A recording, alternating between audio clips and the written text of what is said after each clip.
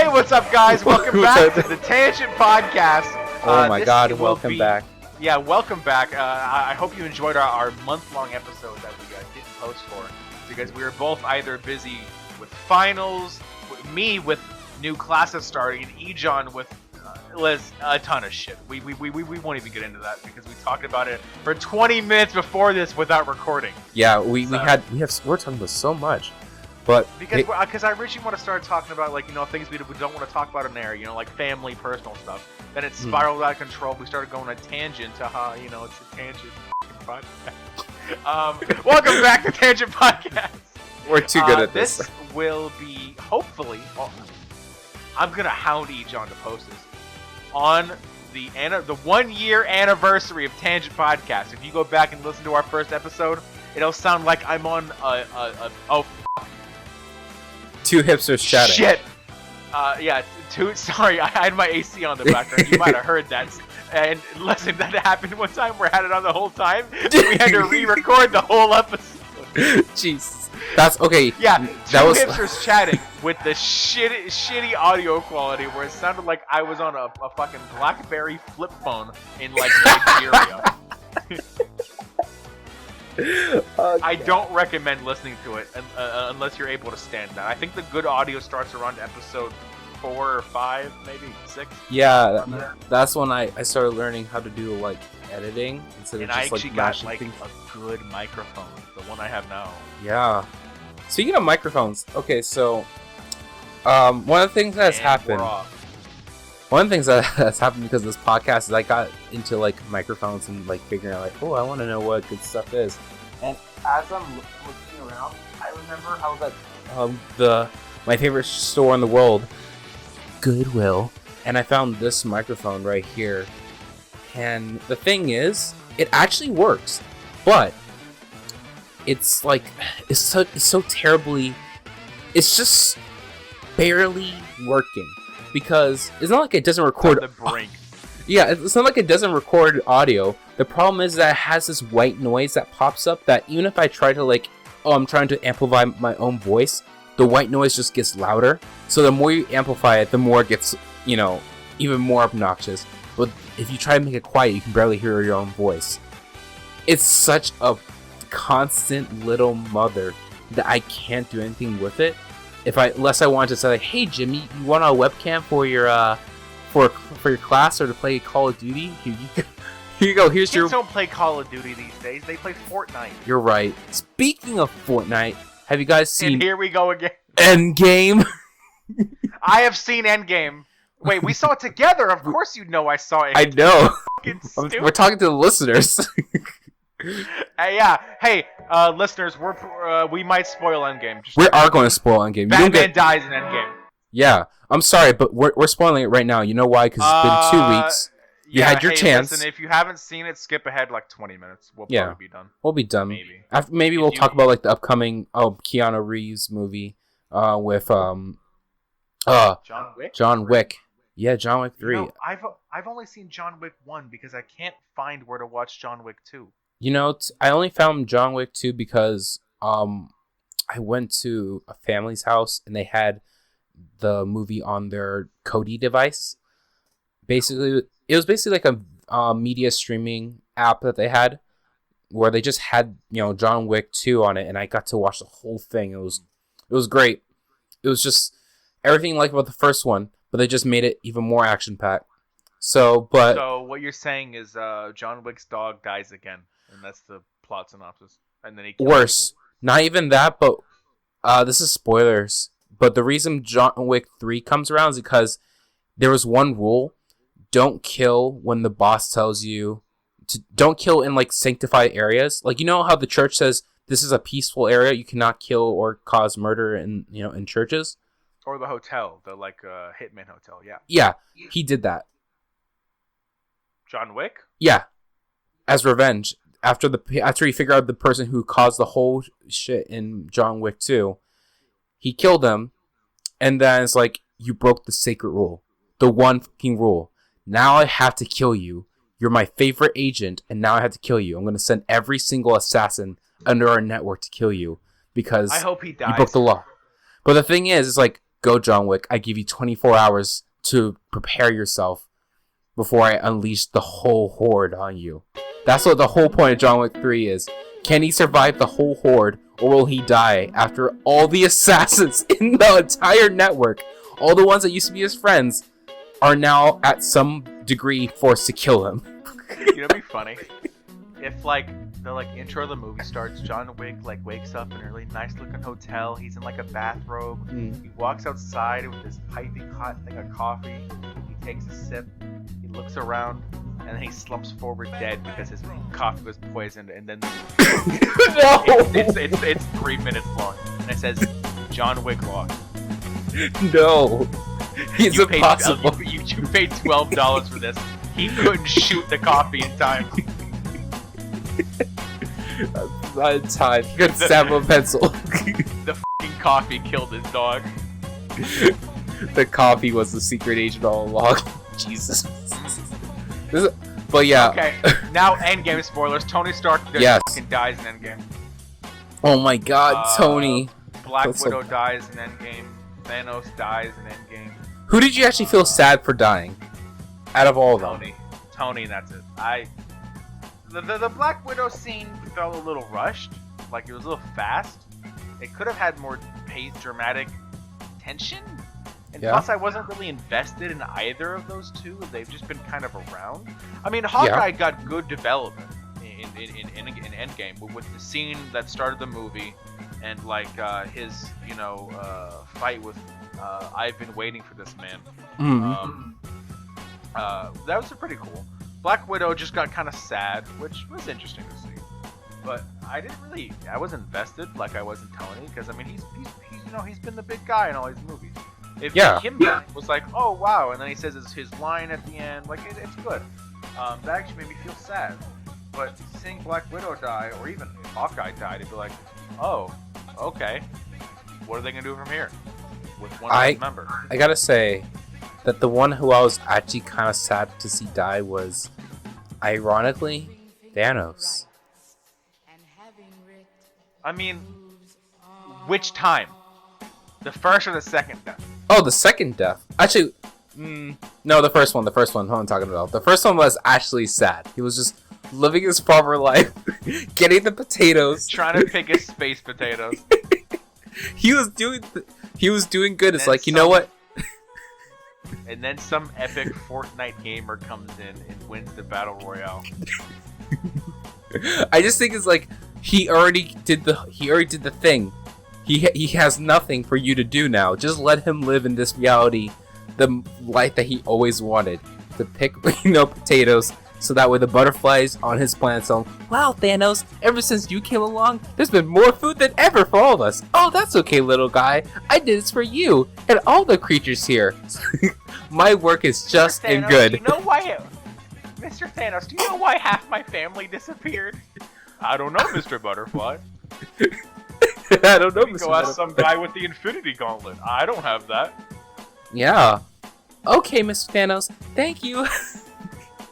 He just lives this normal farmer life. Thor doesn't come and kill him. All the Avengers just realize. Oh my god.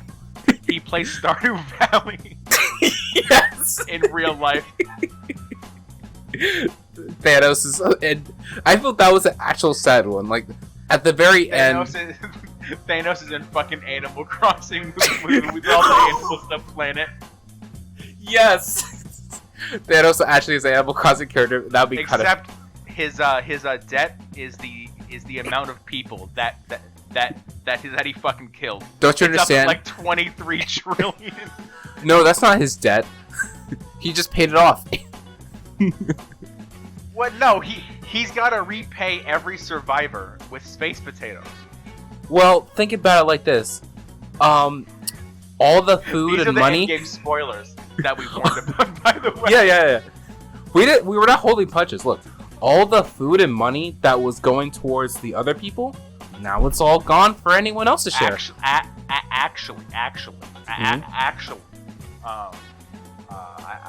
had to do that. Actually, I think the director of Infinity War said that the snap erased half of everything organic. So that was it organic? he said basically like life in general. Yeah. So like half of a farmer's wheat field will be gone. Yeah. Okay, so here's the thing about Thanos, alright? He had a good idea. No, he did not have a good, but like he had to actually like, okay, this is a plan that could work. But the problem with his implementation is he reminds me of Killmonger so much. It's like your plan actually has a plan. It could work, but your execution is terrible in terms of like what you want to achieve.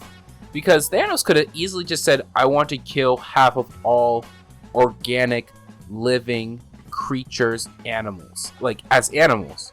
That makes more sense, you know? I mean, but that's still fucking wrong. Oh no, it's so wrong. But in terms of like, does it actually solve the problem that Thanos had? Yes, because if half of all animals and insects die, then that takes care of the thing he says, overpopulation.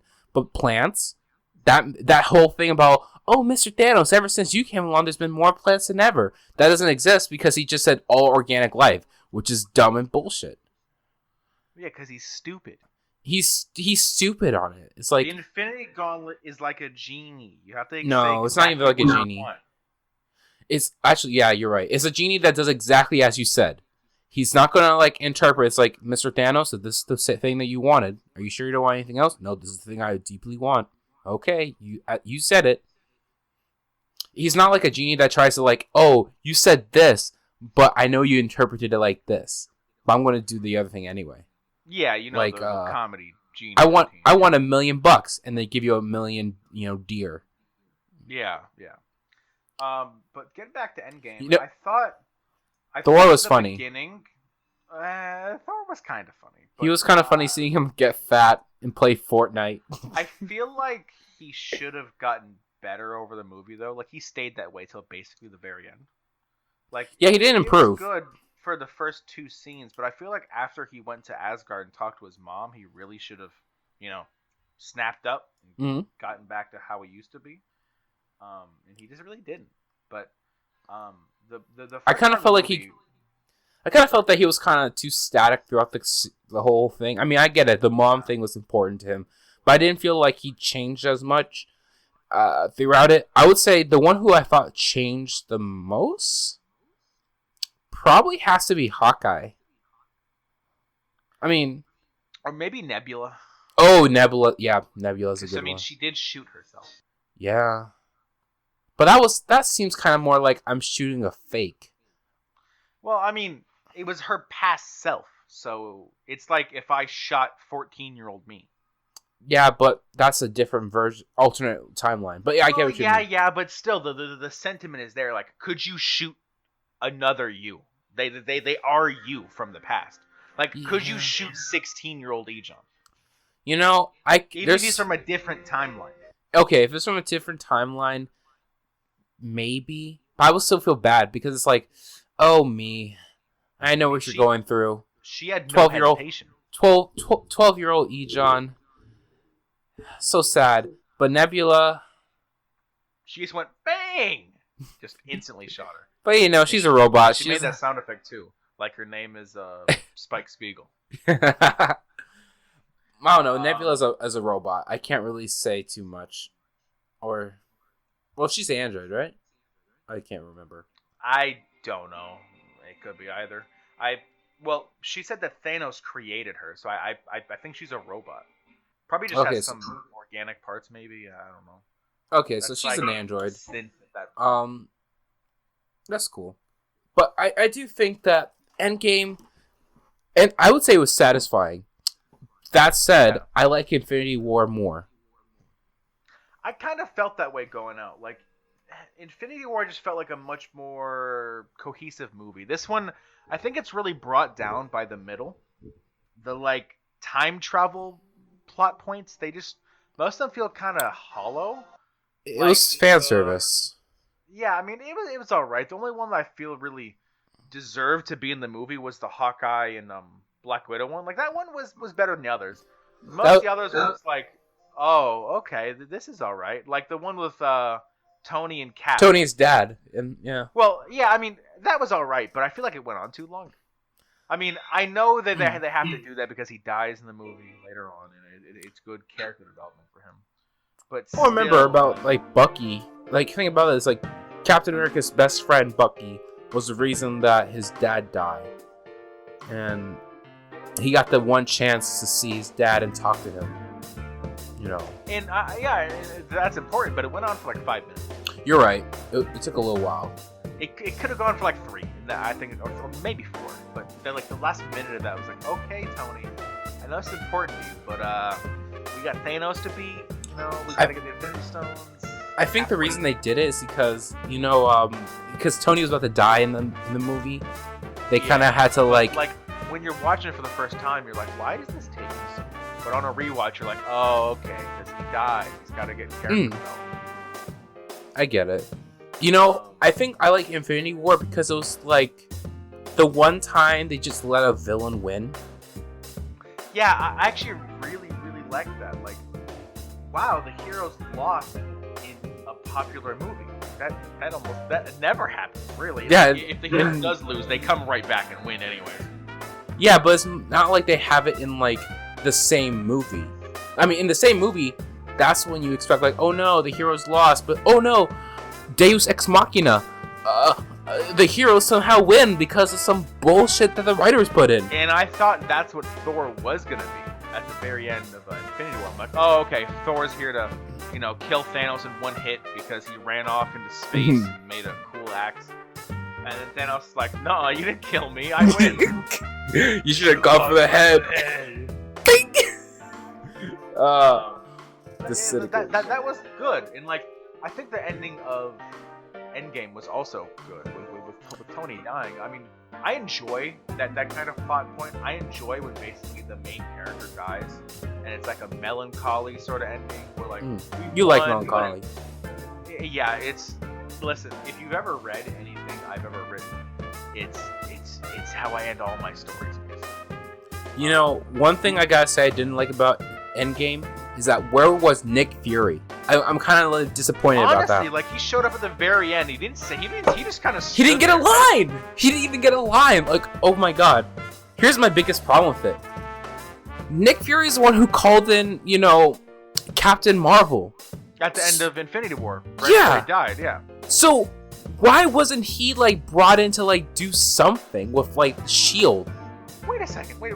Do you remember when Black Widow was talking to like War Machine and Rocket and all them and Captain Marvel on those like transponders, and that one chick from Black Panther, I don't remember her name, but she's the bald one. Oh yeah. She's one of the Royal Guard. Yeah. She was talking to all them, but why wasn't Nick Fury handling that? I mean, why would they let Black Widow do that, not Shield? It doesn't make any sense. Well, wait, no. Nick Fury was dead. Oh, wait. Black Widow was dead. No. Nick Fury was dead. Oh, yeah. He wasn't in the movie. Yeah. I know he was dead but like the Soul Stone with Black Widow. That's what I was thinking. Yeah, I was talking about at the beginning of the movie. Oh yeah. Yeah. But Nick Fury was dead.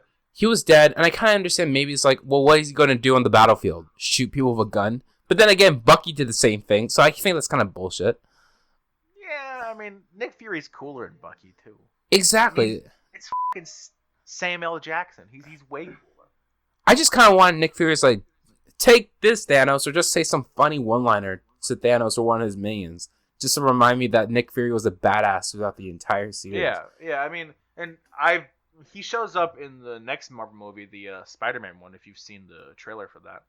He's apparently important, because the next Spider-Man movie, Far From Home or something, they're in, like, Europe. I think it's, like, southern France or Italy or something. Yeah, they're graduating to college or something like that? No. It's like their senior trip.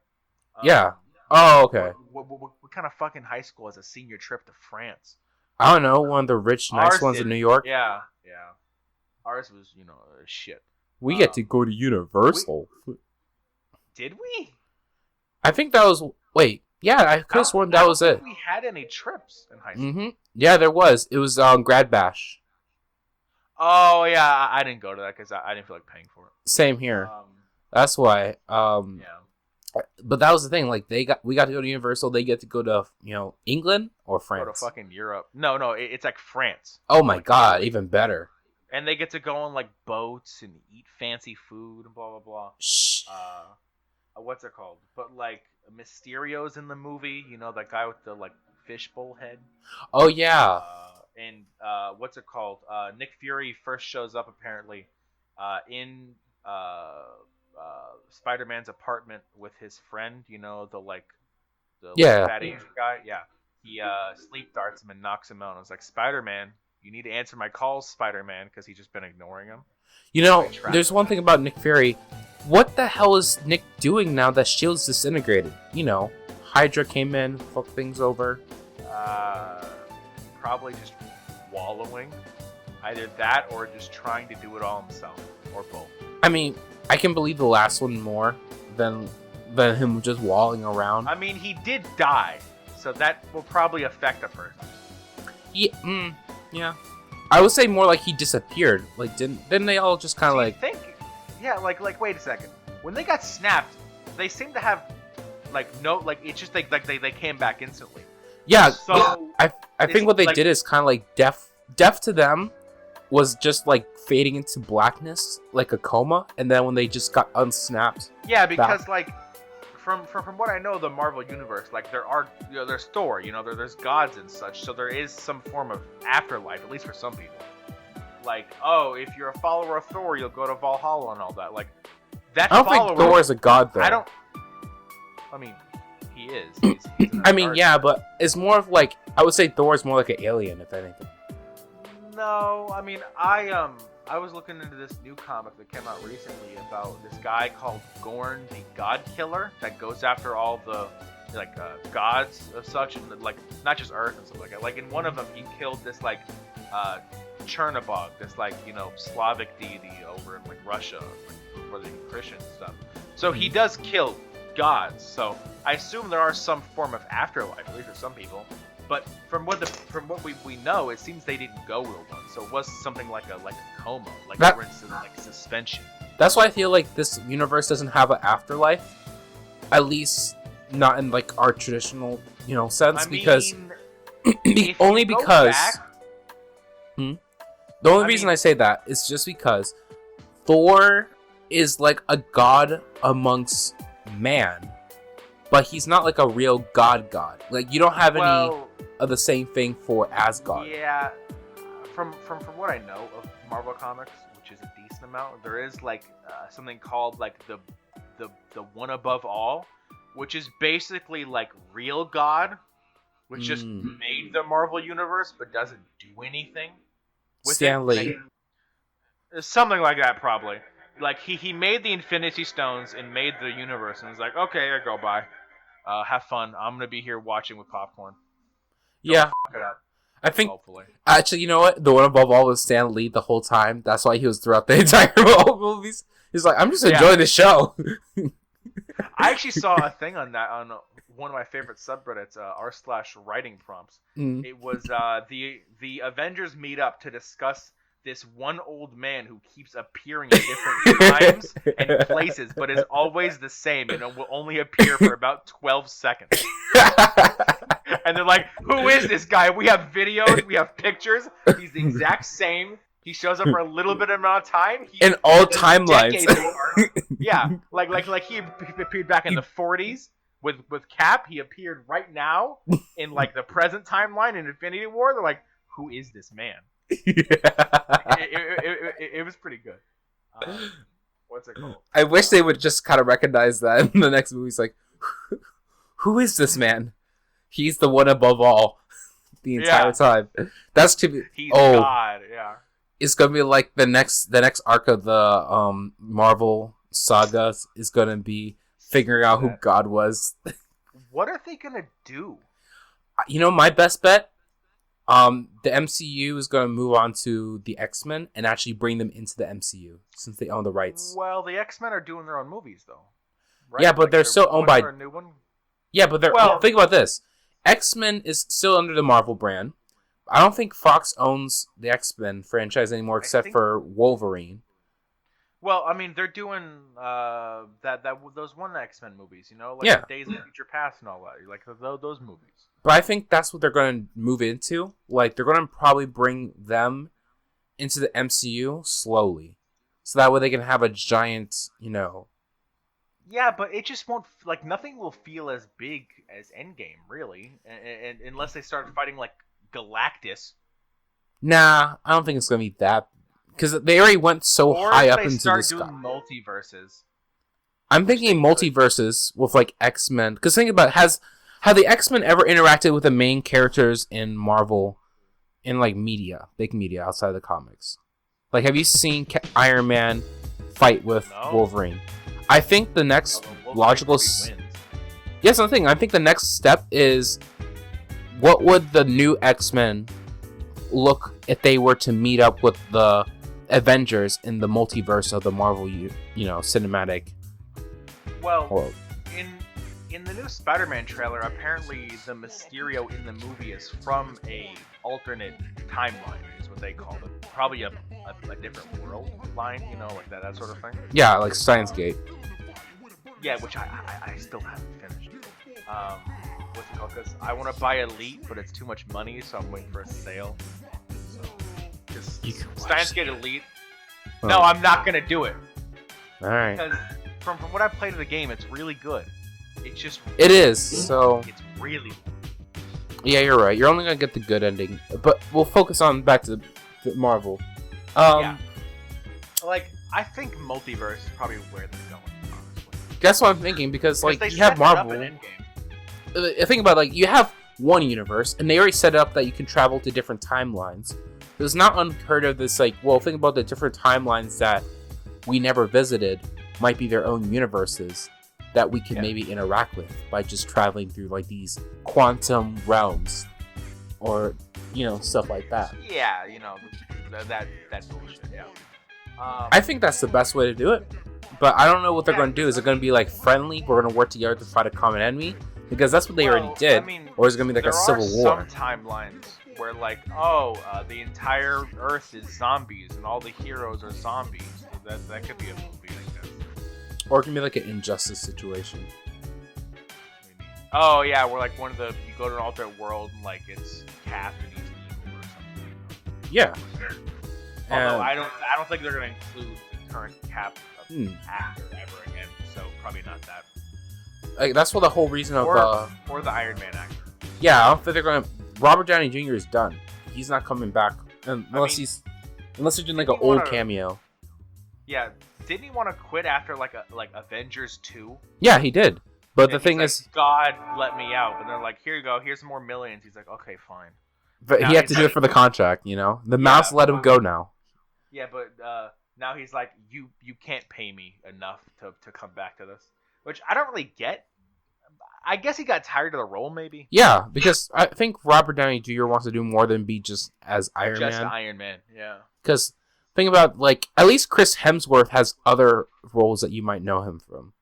Mm-hmm. But Robert Downey Jr. I really only know as Iron Man. Exactly. Actually, I think that's the thing that it's like Harry Potter. Daniel Radcliffe's trying to move out of just being Harry Potter, obviously, but it's kind of hard to do that in the shadow of him when he was growing up.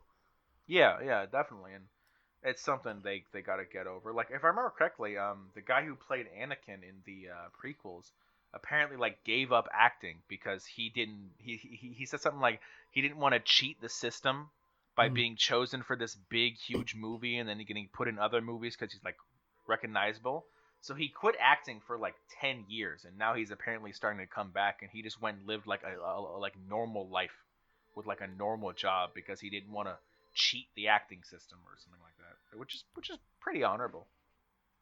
I think it's interesting. I'm not too sure about honorable, but interesting to say the least, because I think if you got so big, you might as well play up to your strengths. You shouldn't like throw the gift that you got. It's not smart because he could have made a lot of money. But I think it's honorable because he doesn't want to just get all these roles because he got famous off one movie that he got chosen for. Like, that's I mean he wants to earn it is basically what I'm saying. Maybe, but I would say people like Will Smith kind of make me give an argument against it. And because Will Smith, he has some really timeless roles. But he also has done some really wacky stuff because he just liked being an actor. I mean, and still kept doing the thing. He didn't like, oh, well, I was part of Bel Air, I was part of MIB, I was part of Pursuit of Happiness. What was the other one? Independence Day. He was part of that one movie with a son. I don't remember what it's called. Independent? No, Independence Day was Aliens. I don't know the one with the sun. Oh, the sun, you mean like Pursuit of Happiness? No. They were like on an alien planet or something. Oh, I can't remember. He's been on so many stuff. Bel Air. You also have Bel Air. Prince is great.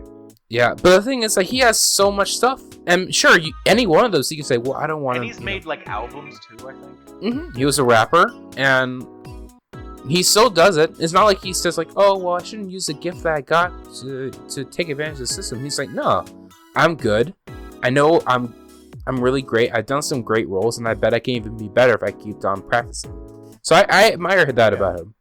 And yeah, it's probably different outlooks on life. Different you know, you can't change it. Well, you can. You can, yeah.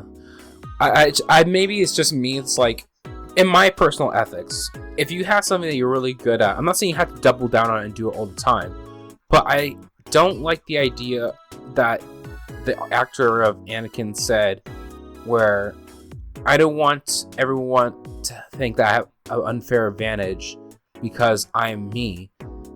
That's really, I think, in my opinion, that's kind of toxic of a mindset. Really? Mm-hmm. Just because you're not only are you discrediting yourself of all your work, you're also putting yourself at a lower standard or maybe a higher bar in your own self, like what you would say. You kind of want to be more humble than really people are, because everyone plays to their strengths, that what they have, but they don't say it's an unfair advantage.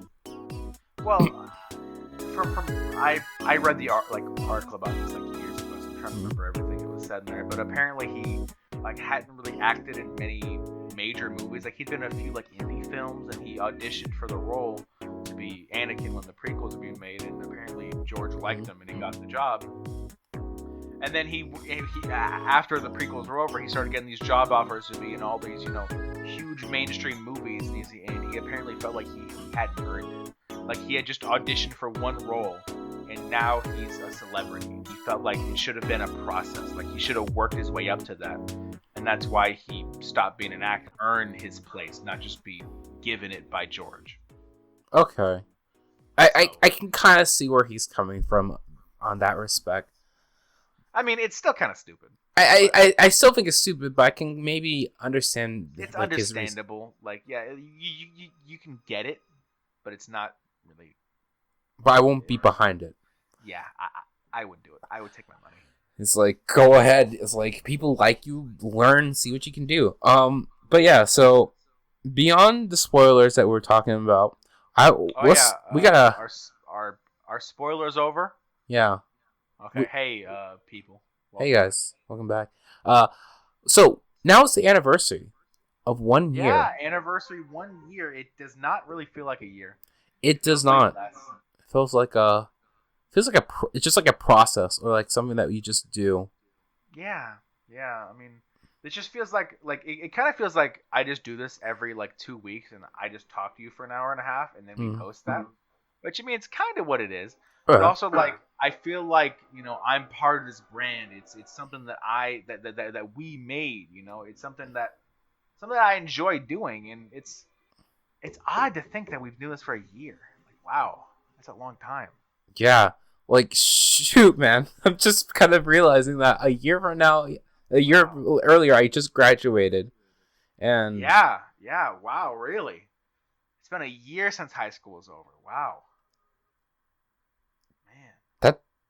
That's like took a lot of air out of my out of me. That realization, and I'm already like at the end of 2 decades now. I'm already about to turn 20 not too long from now. Same. So our birthdays the passage of time has been something that has not been lost on me. It's kind of odd for me to think that I'm gonna live for probably a minimum 5 more decades. Like, that's so fucking long. Like, what am I gonna do in that time? Like, wow. Like, I'm almost 20, and it already feels like like, I told my friend Jay. We've talked about it before. He'll text me again like he always does. Uh-huh. That I've mentioned him. I tell him how I feel kind of old already. Like, I'm almost 20, and like looking at people that are my brother's age, or people, you know, or younger even, like in like elementary school, because he's in middle school. Mm-hmm. I feel old compared to them, because like my interests are different than theirs. They talk about different things than me. Like, back in high school, I was like, oh yeah, I'm one of the, you know, I'm young. I know what people like around here, but now I'm starting to feel kind of disconnected. Like, I get what they're talking about, but sometimes it's like, huh? What? What do you mean? I feel like, you know, the kind of the freshness where all the memes, like, you always were like on the forefront of it. Now I kind of feel like I'm on the edges, because I know before I was like, oh, I know all the jokes, or if I don't know, at least I know. Jokes are getting worse, and I feel like a cynical old man. Yeah, like, it was better back, like I said, it was better 2 years ago. I feel like that's the case. Memes are getting worse. I feel they're evolving, but I don't like where they're going. I think what makes me feel uneasy about like current popular culture is, man, this sounds really old, but it feels way too vapid and too quick. And again, that's like, God, we sound like 60-year-old men. I do. Like, these kids these days are too vapid. They're always on their phones. Also, love the photo. I'm saving that to my phone. But no. What are you talking about? The thing I sent you is a video. Oh, it's a video? And it's meant to make fun of current memes. It's a post on r/animemes on Reddit. Oh wait, called How to Meme Efficiently for an Entire Week. And it's one image of this girl in like it looks like a bikini of some kind. Yeah, it's a keyhole cat bra. And it's just a bunch of like the reaction images. Yeah. Go with things like that. It's like, oh, the Drake format, the like top text and bottom text thing, and all that sort of shit. And like, this is where I feel like memes are going. They're just reaction images. And I know people will go, oh, memes have always been reaction images. Stupid. They've always been like this. And I'm like, yeah, but like this is too empty. Yeah, I think that's the biggest problem. There's no creativity anymore. Well, it's not so much creativity. I mean, that the whole idea that you can make a whole meme format with just one image and just rearranging is creative. My biggest problem with it is that it feels like there's less effort to make something to get a reaction. I think that's the biggest thing. It's like it's so little effort that you have to do. Listen, I spent 5 minutes on this, and this is the type of comedy that I enjoy. You can tell someone made this. It's not high quality, but you can tell someone's like they had to think about this. While I tested it out, and I made another meme that literally took me 15 seconds, and I got the same amount of upvotes. I know. This got 84, and the other one got 61, and I posted somewhere else and got 23. The same amount of upvotes. When this one took me 15 seconds. I think that's the problem with it. Is like you don't need to put any effort to make it get a reaction. I literally just took a picture I found on my computer that I saved months ago and stuck a f***ing red impact font on it, and it got popular. Well, I was on a small server, but like your your bestiary of Kenshi, and also your. That got like 40 upvotes, and it was 4,000 words, and I'm still mad. You should be salty. I just feel like the more effort you put into your work, the less it seems to be getting any view. Yes, that's how I feel. Like, you know, YouTube, when you you can see someone like remember Corridor Digital and like Rocket Jump when they first came out? Oh yeah, I remember that. Yeah. Yeah, that stuff used to be like, and it still is high quality work, and people rewarded them like deeply. But now, if they came out, it's like, okay, cool. But can you do the same thing as 5-year-old Jimmy who's unboxing a whole box of cranberry little Cadbury Easter eggs. I don't think so. You know what I think really emphasizes this? What is that? Look at a comparison between 2 YouTube videos today. Okay. Let's say another reaction to Pro Jared that gets 500,000 views, and it's literally a guy sitting in front of his computer and talking like how we are. Yeah. But just with his webcam on, or even just his stupid like animated, not even animated, just his like, you know, avatar, whatever, just sitting there. Yeah, pretty much. Wow, or like an animatic. Video, yeah, well, like say like a YouTube poop that's posted, which will take a person months to make, and you know they've got to make their own jokes, they've got to splice everything together, and that'll get 20K views. Yeah. And it's like, wow. I mean, I remember back in God, I sound old. I remember back when YouTube started and stuff like that, and people like Ego Raptor and the golden age of YTPs, like those. It was so creative. Animation was so things themselves. Yeah. Animators are way more popular, and not like animators like, you know, the Odd Ones Out or Gene Animations. No, not like hate to them. No hate to them. Really animation. But that's the thing, it's more like an animatic where you just like put a couple scenes and just like have reactions to certain things that you're saying. And yeah. And there's some people that kind of like break this little barrier. I think like I would say that one person I would say that's kind of the same realm but does put more effort in my opinion is like Ditus. But I've never heard of him. That's probably why. Yeah, and the thing is like I don't really appreciate it because it's like it's not maybe it's not so much the art form that's the thing that's important, it's the comedy. But even then, the comedy's not even that impressive anymore. And I think the biggest problem is that the news feed has trained me and many others in my age group growing up that it's better to have content that's right there, quick and consumable, than to have something that's really well put together and full of effort, because it's going to take the same amount of time for you to enjoy either way. At least the other one you can get to other stuff and just feed yourself like a Throff. Me and you were talking after I got a little mad because me and my brother did a competition to see who could get the most upvotes for their meme. And his meme that took him, he took a screenshot from JoJo Part 4. Yeah. And he put some text over it about like, basically the meme. The map hat. Kira. Yeah, it was Kira, which is the main villain of the Part 4 in JoJo, standing behind this guy who's holding his girlfriend's shoulder, kind of like the surprise girlfriend meme. Yeah. And Kira was standing behind them menacingly, and it said the JoJo fandom. And the guy was MatPat, and the girl was his JoJo video. And it was supposed to be like, they're mad about his JoJo video because it was shit. And that got like 1,200, 1,300 upvotes. And it took him all of 30 seconds. It was actually his first meme ever made. And it was actually kind of nice. But it wasn't like... And I think it only really got popular because of the time he posted it. I mean, he posted it at around 5 p.m. Eastern Standard Time, which is when most people are getting off work or, you know, they're getting home from school.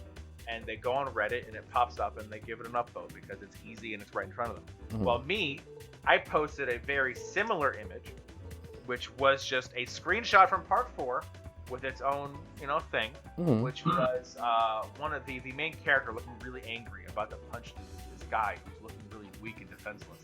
And it says Karen, or I could have put in any other like generic white woman name, like Sharon or something. And the guy who's about to punch is called Some Helpless Retail Employee, and there's some people back in the back called Horrified Coworkers, because it's a meme about like, you know, the like white soccer mom with like hair right down to her neck, screaming at some employee because he didn't check out her goods fast enough or something stupid. And I got how much did I get? I got 41 upvotes, which I expected because it's shit. Yeah.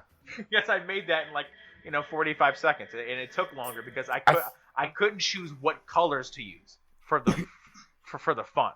Yeah. But like I posted that around like 10:30, like 10:30, 11. Night crawl hours. Yeah, which is mostly when I'm awake and browsing Reddit. Mm.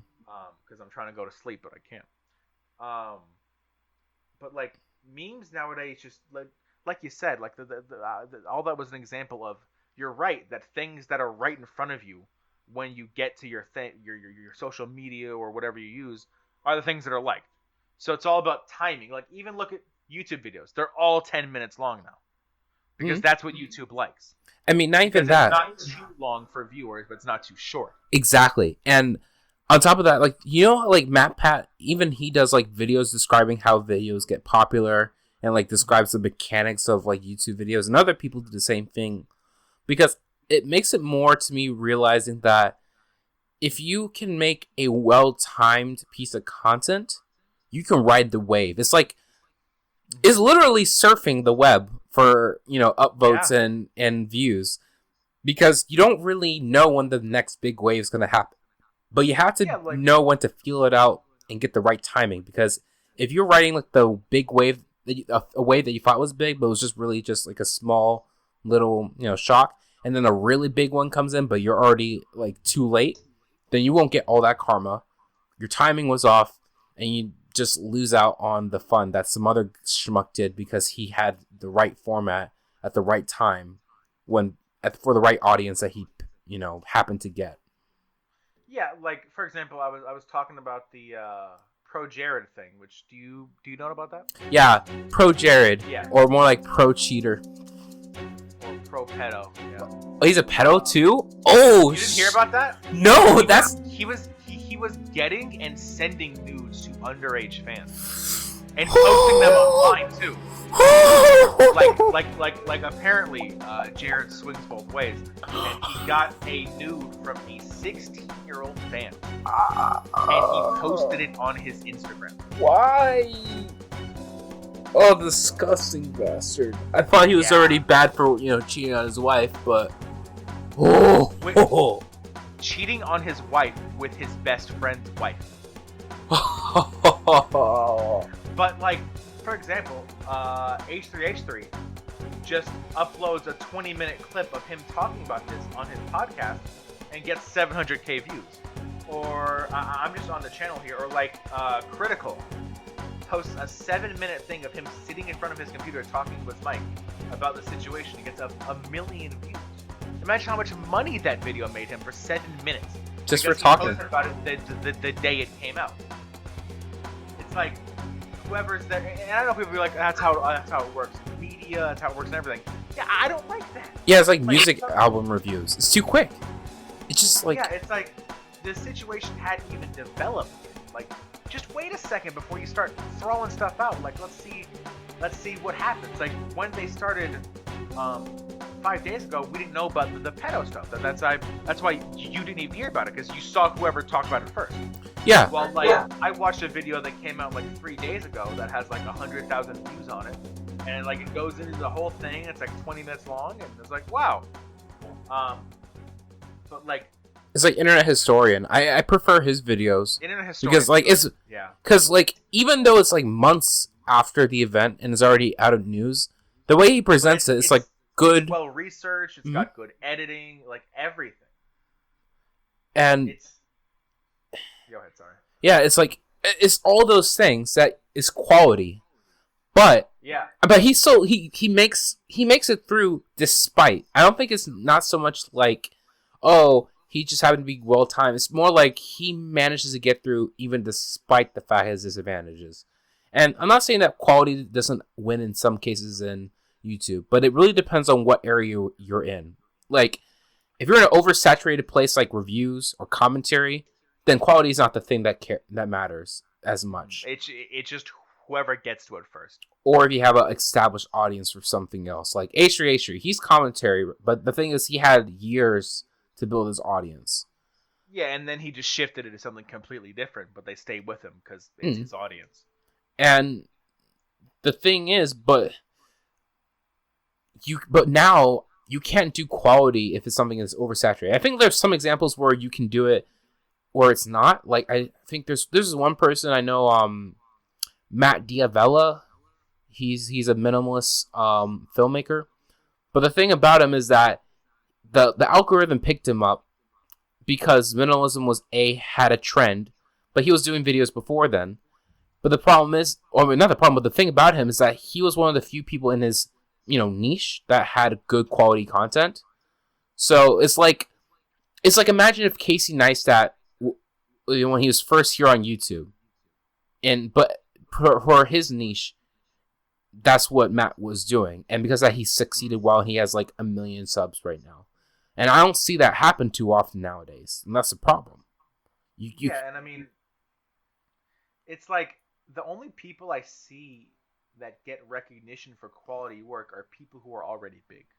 Like, for example, a video that I really like from Pyrocynical, which I started watching back when he made like Pet Scott MLG compilations. Like, do you remember that from like a few years ago? The knife surfing, yeah, and all like, oh, mom, get the camera, all that stupid shit. Because I was like 13, and that was funny to me. Yeah.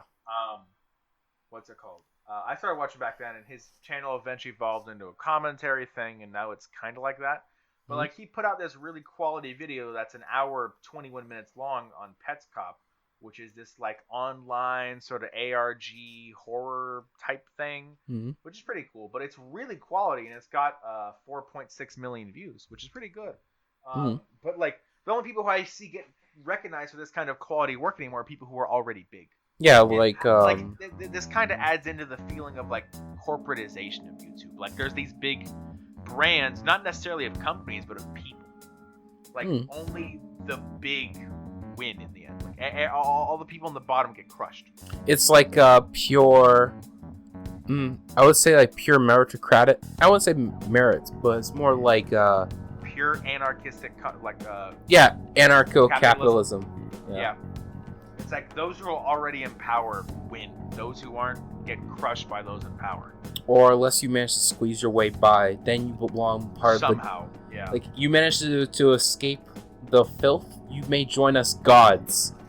Or we might bring you upon us so we can do brand sponsor deals. You want money? Come join us. If you have the talents or blessed by the YouTube algorithm. The YouTube algorithm is the thing that really determines anything. And while it would be fun to get your like 15 minutes of fame, or in this case like 15 weeks of fame on YouTube, it's kind of like whatever. It's not really substantive anymore, I can say. And it's really rare for me to find a channel that's just high quality. Like, for example, probably one of the most recent channels that I found that I really enjoy and makes quality content that you would agree with is Young Scrolls. Oh, yes. He makes music on YouTube. And like, his most popular video, Star, has 1.9 million views, which is how I found the channel. Because YouTube recommended it to me. Which the YouTube recommendations work sometimes, but not always. Yeah. But like, he makes really good content, but he's got 102,000 subs.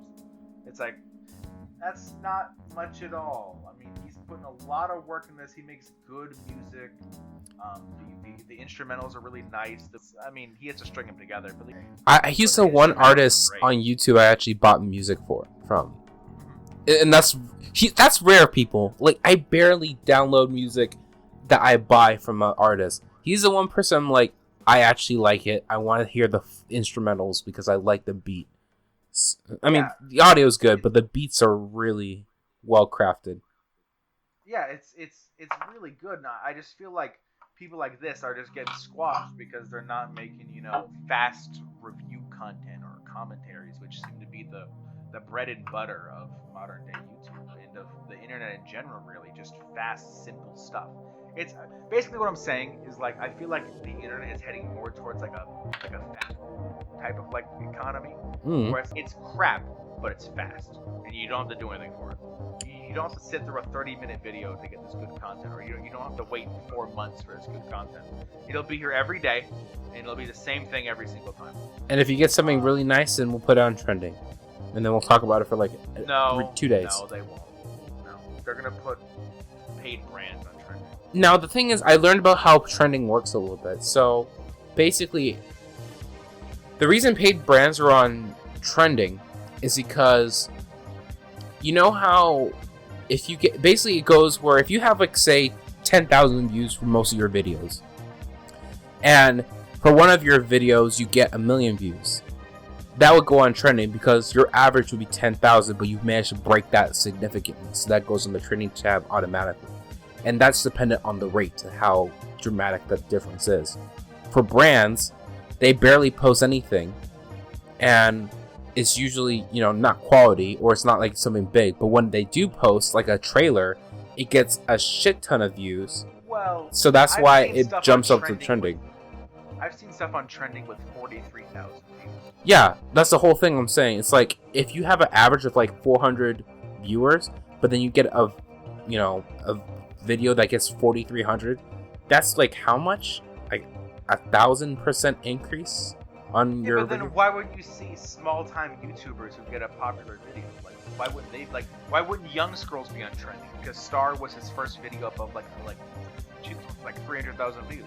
I mean, did you see it when it first came out, or did you see it afterwards? I saw it. I think a week after it came out, and that's because YouTube recommended it to me because I'd watched other content about Elder Scrolls.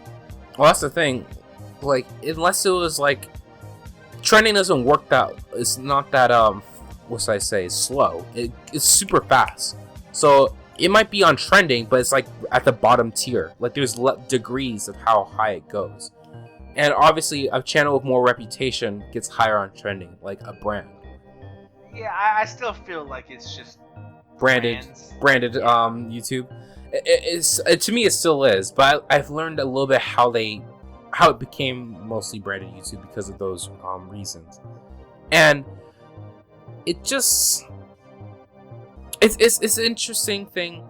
I'm not too sure how I feel about it, but I think my best thing that makes me feel nostalgic actually is, remember fan sites for like video games or like TV shows? Oh yeah. I feel like whenever I accidentally hop onto one for like a discussion about like an anime I just finished, and there's just apparently a whole site devoted to one guy who likes the anime, and he just talks about his favorite stuff on his little blog.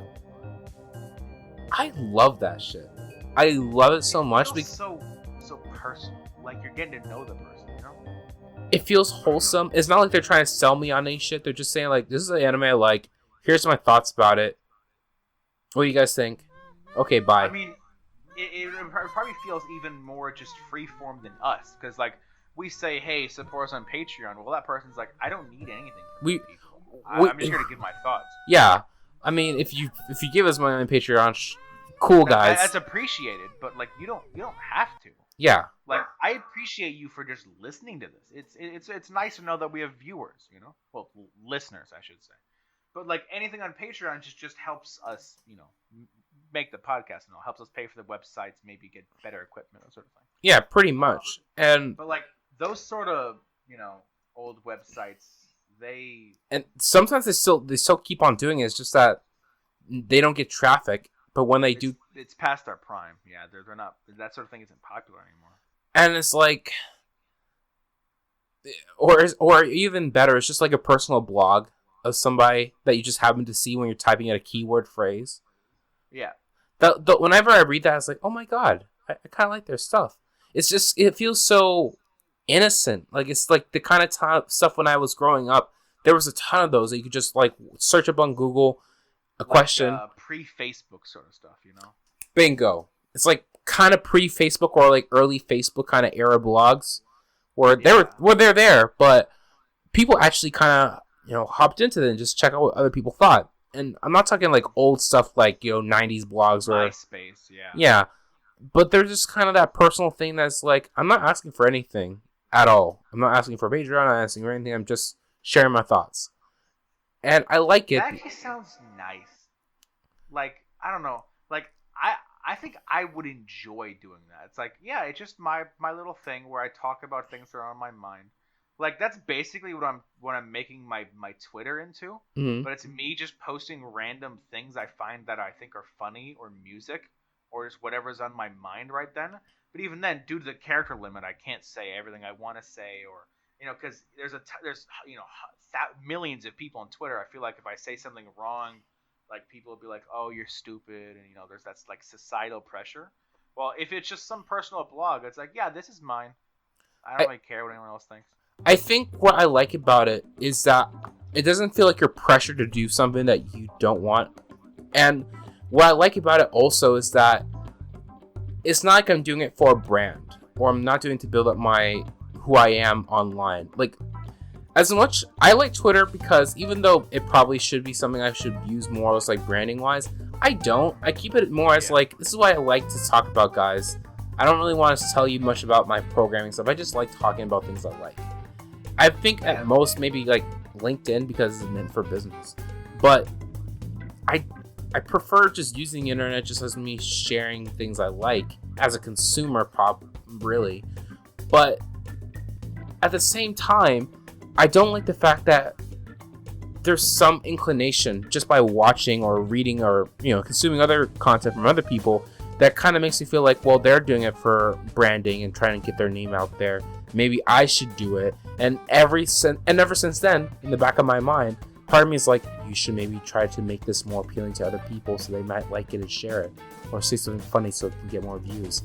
And I don't like that because it's what you call a filter. It's a self-filtering of your own thoughts just because of the culture you grow up in. Like, it's the change in attitude where, like, when you're alone by yourself, you're like, you're just you. But when you go out into the world, you start meeting people. There's a certain filter. There's a certain mask that people wear to interact with other people. Like, a personal blog is just you.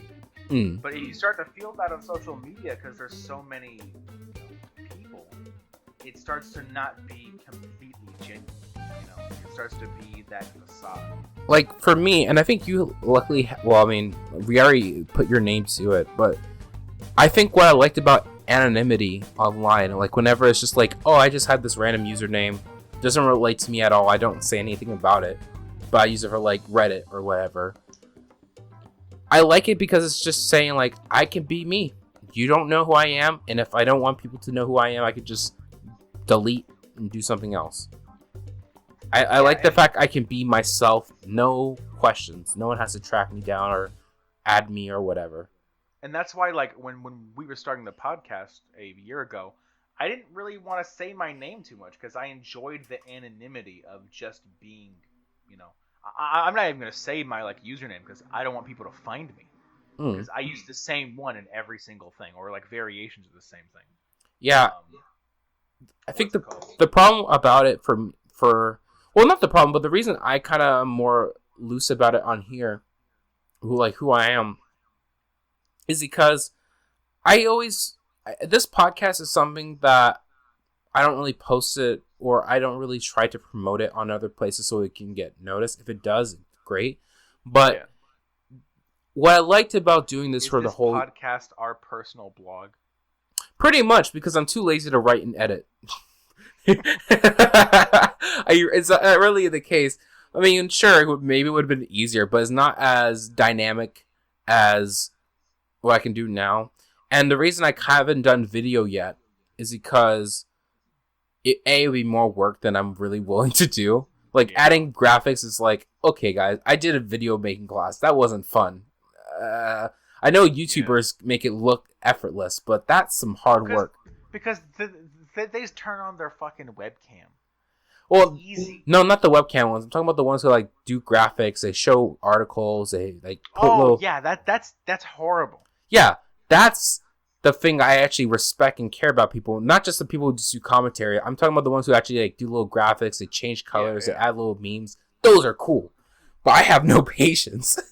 Yeah, it's like, damn, I've been working 2 hours of this and it's only a quarter done. Or animators. Oh, bless you all. It's been 4 months. I bless the animators, but not the ones who not Gene Animations.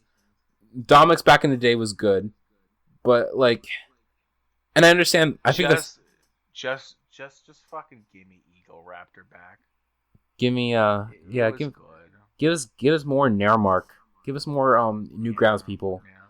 I think that's Nairmark is good. He was great. SpongeBob OPs. Yeah, I mean, well, actually, they're still going with that. Apparently, they're going to make their own series. What are you talking about? I thought he finished it with OP3.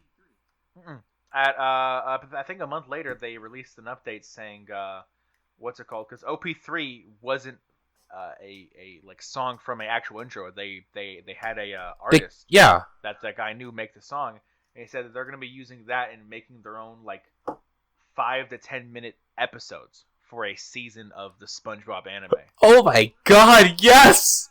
And, they started releasing some of the music. Yeah, I saw the music, but I didn't think they were actually making an anime. I thought, like, okay, I get it. They're making like a fake OST track. They released one of the OST tracks called "I'm Ready." Yeah. Which they got created so they don't get copyright strike. Although the people who own SpongeBob probably don't. Viacom. Yeah. Yeah. Listen, I remember Viacom back in the old days of fucking SpongeBob YTPs, where people were bitching that Viacom took down their video where SpongeBob like blows Mr. Krabs or some like wild shit. And they're like, damn it, Viacom, you Nazis! And I'm like, well, they own it. Yeah. It's SpongeBob, man. Sorry, guys. It's like Mickey Mouse. It's like asking Mickey Mouse to do a video about him like killing babies. That's not gonna work. I've seen shit like that. Yeah. Remember you know the one I actually am surprised managed to keep on going throughout this time. The one with Goofy saying like, "Oh, I killed him." well, that's from Frank. So, yeah. So of course it's gonna be popular. I guess I think that was the only reason. I miss Frank. Because because it was 50 Frank. I think that's the only reason this managed to survive. But still, that was like, whoa! I can't believe Disney hasn't like clapped down. It's still up. Well, Disney usually doesn't do things like small things like that. Like Viacom was just infamous because it went after even like, everything. Like 200 views, you know. I think Disney's just so big they don't have to think about it. It's like they're like we don't care as long as it's not terrible. Just don't make like Mickey Mouse like being a Nazi. Then that's probably been done. That's been done, but I think it's more of like I don't want to look that up because I don't want to taint my like search history. You don't want Keith from the NSA to come knocking down your door and saying like, "Hey, Jeff, we need to, talk Keith about." from the NSA has already seen enough with my fucking fetish of fucking hand holding. Okay, he's seen enough. Oh god, so pure. Vanilla romances are the fucking best romances. Changed my mind. Yeah, you know what? I actually can get behind that one. I can get behind that campaign promise. Actually, no. Here's my campaign promise, everyone. Elect me for president 2020, and I'll spend all of the science research budget to get cat girls a real thing. Genetically engineered cat girls. Make that. If you elect me president, then I'll ban all the breaking arm memes because they're fucking dead and need to die already. Yeah. You know that meme? No. Okay, so basically, it started on I think Animemes. Mm-hmm. Because somebody posted this. This is like years ago, I think. Somebody posted this picture from this like hentai. I can't believe I'm talking about this on fucking air. I'm going with it. Hi, Dad, because I know my parents listen. Basically, it was this picture of this hentai where this guy like broke his arms, like both his arms. Wow, sad. And what's it called? Like his mom or like this like older woman, I don't know who it is. Mm-hmm. She like helps him piss by taking down his pants and gripping, oh god, no. And then hentai ensues. Yeah. But basically the meme is that when you say two broken arms, it's a reference to that. And it's been going on for years, and it's funny for the first 30 times you hear it. But now it's like okay, that's enough. It's not funny anymore. As me, I will ban all shit and outdated memes. It'll be a fucking meme genocide. Genocide? Oh god, he's gonna Thanos snap him, just wipe him from all the internet history. Yeah, I'm about to become fucking. He's gonna go sicko mode. Everyone run! Yeah. And listen, I'll have a new fucking Super Bowl.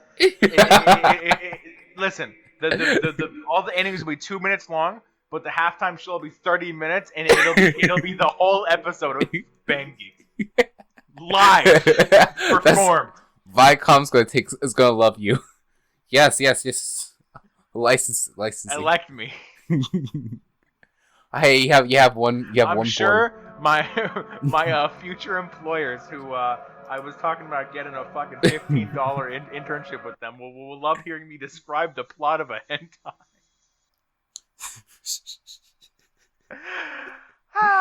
Oh god. Welcome to Tangent Podcast. Welcome to Tangent Podcast. We've been doing this for a whole year. We've been doing this and we're still talking about the same shit, immature shit. Something never We haven't changed. grown up at all. What is time? Except like Yjang's got some like, fur on his face and mine's just gotten more hobo looking. Yeah, now okay, so in terms of like actual fur on my face, I've actually grown out my beard, so it's actually like sizable. Oh my god. My mustache is kind of actually is doing the goatee. My goatee. My hair can reach my nipples now. Whoa, man. If I like pull my hair because it's really curly, if I straighten it out and pull it, it reaches my fucking nipples. It's really long. All right. My hair from like one of my strands can go all the way like this, but this is like so pretty it looks short. like it can go to like your mouth or your chin or something. Yeah, my mouth for sure. The top of your mouth. Yeah. But that's like one of the only smaller parts. This one can go all the way to like my bottom lip. Pathetic. Yeah, I know. I haven't done Look like. at me. Look at me. You have Jesus Fabio hair. Homeless Jesus. Oh, wait. Remember the Antonio meme? Antonio meme? The one who's like the Oh wait, let me pull him up. He was the one that he was in like a Speedo, and everyone made him for like the JoJo community. Antonio, because this is what I think of for some reason nowadays. Because when I'm looking at his face, it's like wait, hold on a second. JoJo, Antonio meme. Here you go. Oh, you mean the JoJo character? No, not the JoJo character. He's wearing a Speedo. What? He's wearing a red Speedo. Let me put up. I saw it on r/. I saw it on r/animes about like some guy. No, JoJo. This guy? You mean Tonio from Part 4? Not him. Wrong one. And it looks. Let's see. He's a guy that has like a bandana and a red Speedo. Well, while Yjang looks for this, I'm going to talk. Yeah. And say thank you all for listening. We're not done because it's the anniversary. I just want to say I really appreciate you all listening to Tangent Podcast. Like Yjang said, this is a work of passion. We do this because we want to. I mean, any funds you can give are appreciated, but you don't need to. And I don't want to have to. I'm not going to pressure you into that. If you really enjoy the show and want to help us out, go ahead. Mm-hmm. But your viewership, telling your friends about the show, that's enough for me. And I'm almost certain it's enough for you, John. Yeah, I mean, I'm not really like asking anyone to like support me on Patreon or help me buy my shirts or whatever. I really don't care. But Ricardo, that was his name. Ricardo is coming to me. That's a way different name. Yeah, I know. Ricardo. Yeah, it's been a whole year. That's quite something, and I plan on doing this for, another year. Why not? Maybe even more. I enjoy doing it. Like I said, it's kind of like a personal blog that me and Yjang share. It's just something where we can air our thoughts on things, and it's good. My advice to some people out there is just to get things off your chest sometimes. Just go hang out with a friend and talk for a while. Or just family members or people you're close to. Oh, Ricard. Yeah, I've seen this. What do you mean? Wait. What do you what did you make that like analogous to? I was trying to I don't even know anymore. I got so focused on trying to find this character. You said when you look at someone, like I don't remember who it was. You said that you saw Ricardo. Oh yes. When I was looking at the SpongeBob anime, this reminded me. Yeah. This reminded me of like stuff like JoJo making their own like AMV memes, and then Ricardo just popped up because he was like the one person who looked like he was such a character. Ricardo could be a JoJo. Honestly, like. If you don't know who Ricardo is, you probably know him as that like shirtless guy with the like red bandana on his head, and he looks really smug, and he like dances around and stuff. He usually shows up at the end of videos, just like, "Hi, it's Ricardo. That's fucking funny, guys." The thing is, I don't even know who he is. I just like the fact that he's just I don't know what it is. He just appeared in my feed one day. I'm like, what the fuck is this? Oh wait, this one's a really good one. I love this one's a really in terms of JoJo character designs. This also has a hit or miss girl. JoJo meme. Hit or miss girl. Oh, I this is where I first saw him. I'm like, okay, I know who the bottom one is, but who the fuck is that giant guy? That's Ricardo as a JoJo character. And then I saw it. Yeah. That's pretty good art too. Yeah. I don't know. I was just thinking like these are kind of like I don't know this kind of. But when I look at stuff like this is a quality meme. Yeah. That got popular, but it got reposted to hell. Yeah. Oh, fuck reposting. It should be banned. I don't know, man. That's like the whole, back of the internet right there. I don't care. Get rid of it. We're old men now. Things should go back to how they used to be when people made OC. Oh my god. We need more, we need more AMVs because they have been dead nowadays. Well, yeah, because all the people who used to make them grew up and went, ooh. It's too much work.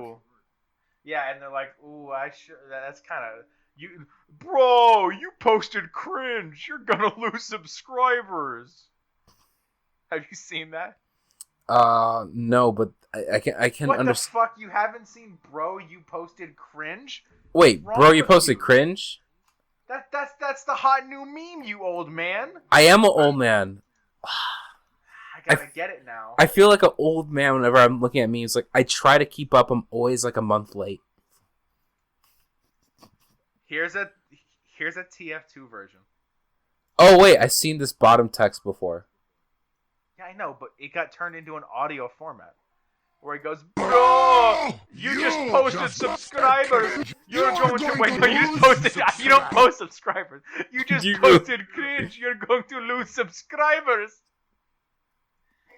It's the top new meme. I like it. You can just put this for anything, though. We just posted cringe.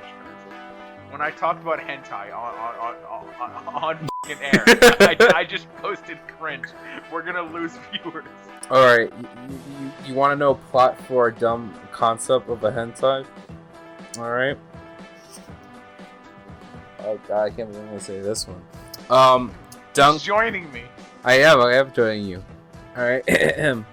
So,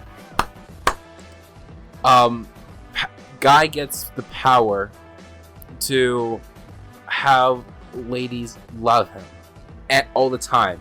But the problem is, though, alright? Actually, no, that was the wrong one.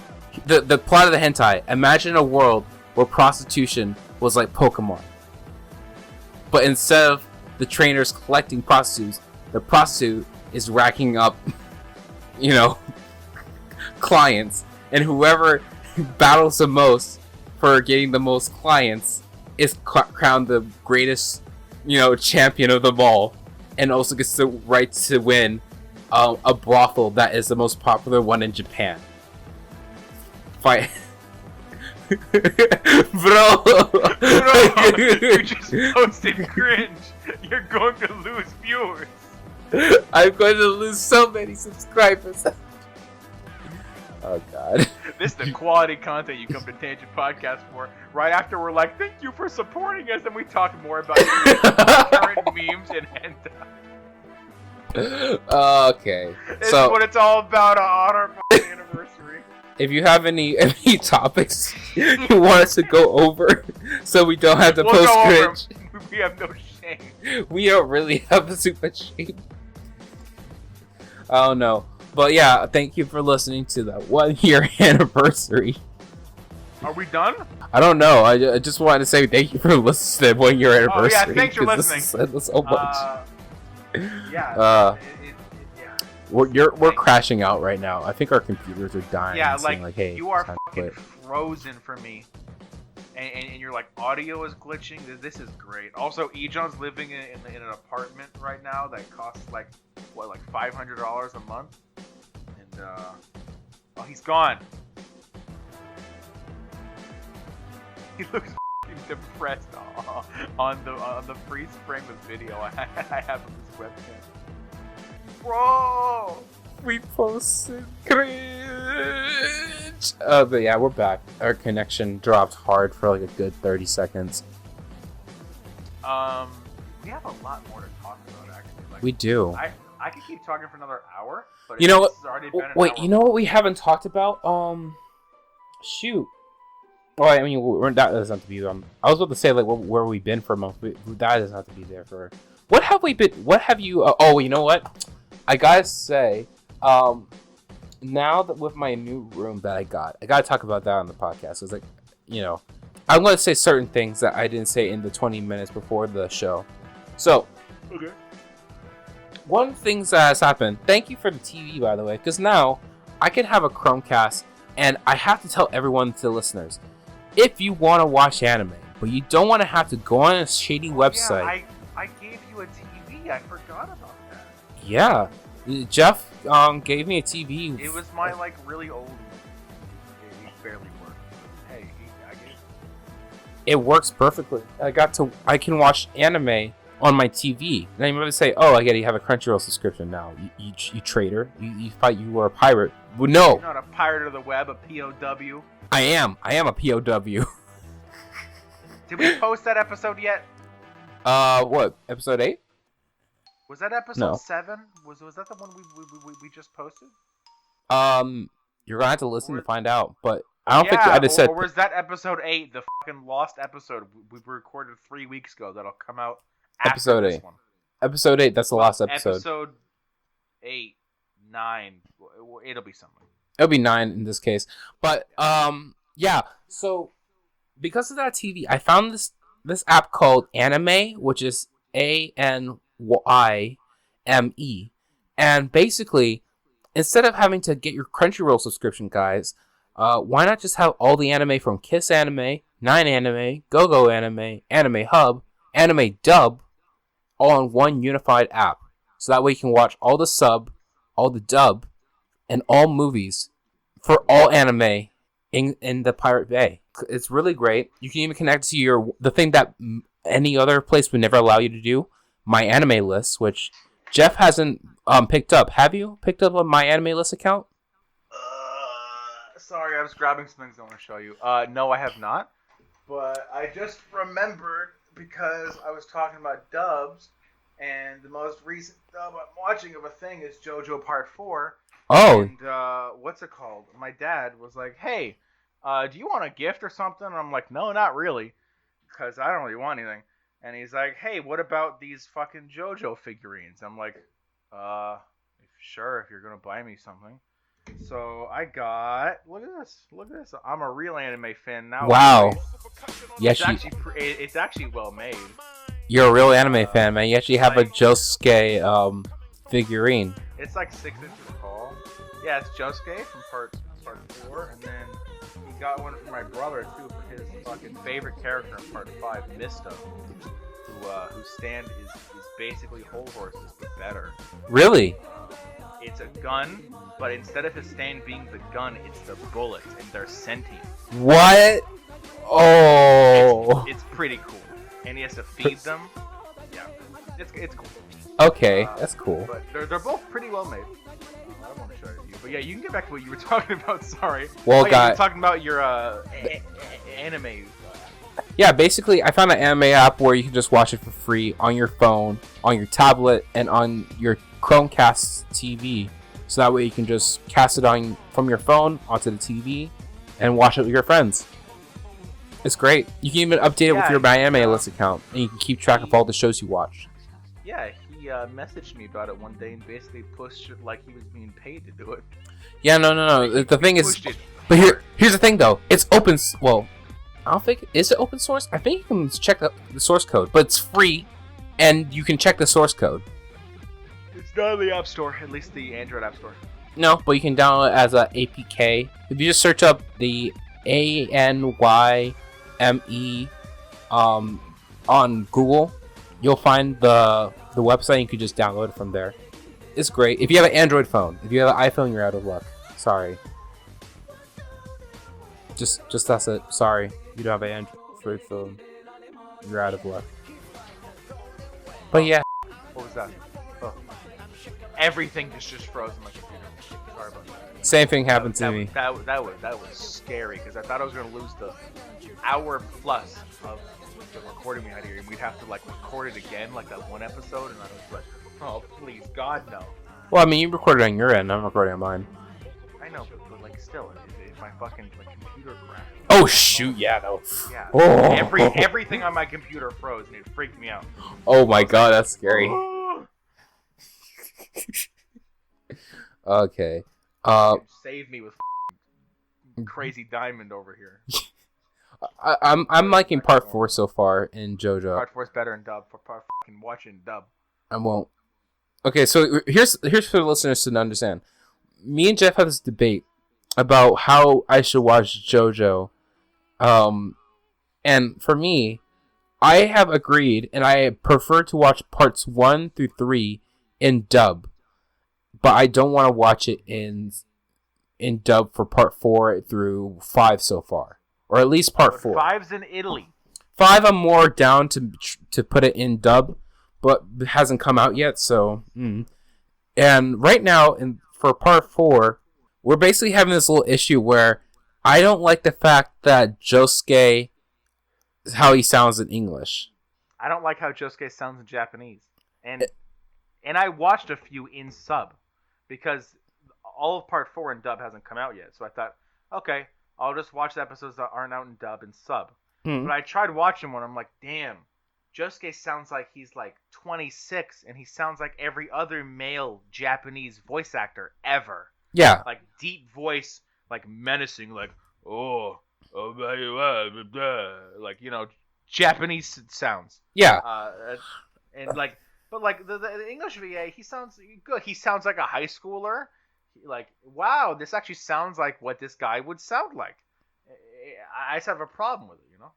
I think for me, the reason why I feel off about it in his like high school thing is like, I pictured Josuke as Kanji from Persona 4. Oh, no. I don't even see him close to that. Like, Kanji's way different. Like, Kanji, I mean, you haven't played P4, but you do know, like, you watch a bit of the anime and you know about it. Like, I don't know. Kanji, like, his voice suits him because his voice actor can sound like a really, like, scary dude. But he can also sound just kind of like, you know, like a sweet and innocent boy who wants to, like, you know, crochet, like, little rabbits, you know. Josuke's voice actor in Japanese just sounds like he can do the like rough sounding voice. That's all, like from what I heard, and I watched a bit. You know, he just did kind of the same voice. While in English, yes, like he mostly does the more lighter and uptone voice. But in some episodes, like the one I made a meme of, the one where it's him yelling at Rohan because he insulted his hair, like the English voice actor can still do a really good job sounding angry, you know, like it was in this episode right here. I believe I sent to you a clip of that dub. I just like, I understand why some people watch subs over dub for like some shows. Like some shows have shit dubs, and subs are probably better in some regards. I still like to hear it in my own language, but if it's atrocious, I'll probably either just watch it sub or just not watch the show at all. Yeah. But like, I feel like JoJo dub voice acting has always been, you know, good. It's not amazing, but it's good. And I think it works. And I don't think they choose bad people. That's why I really want him to watch dub, because I feel like they do good performances and it really sells their characters. Like the one bad thing about JoJo dubs from Part 4 on is the stand names change.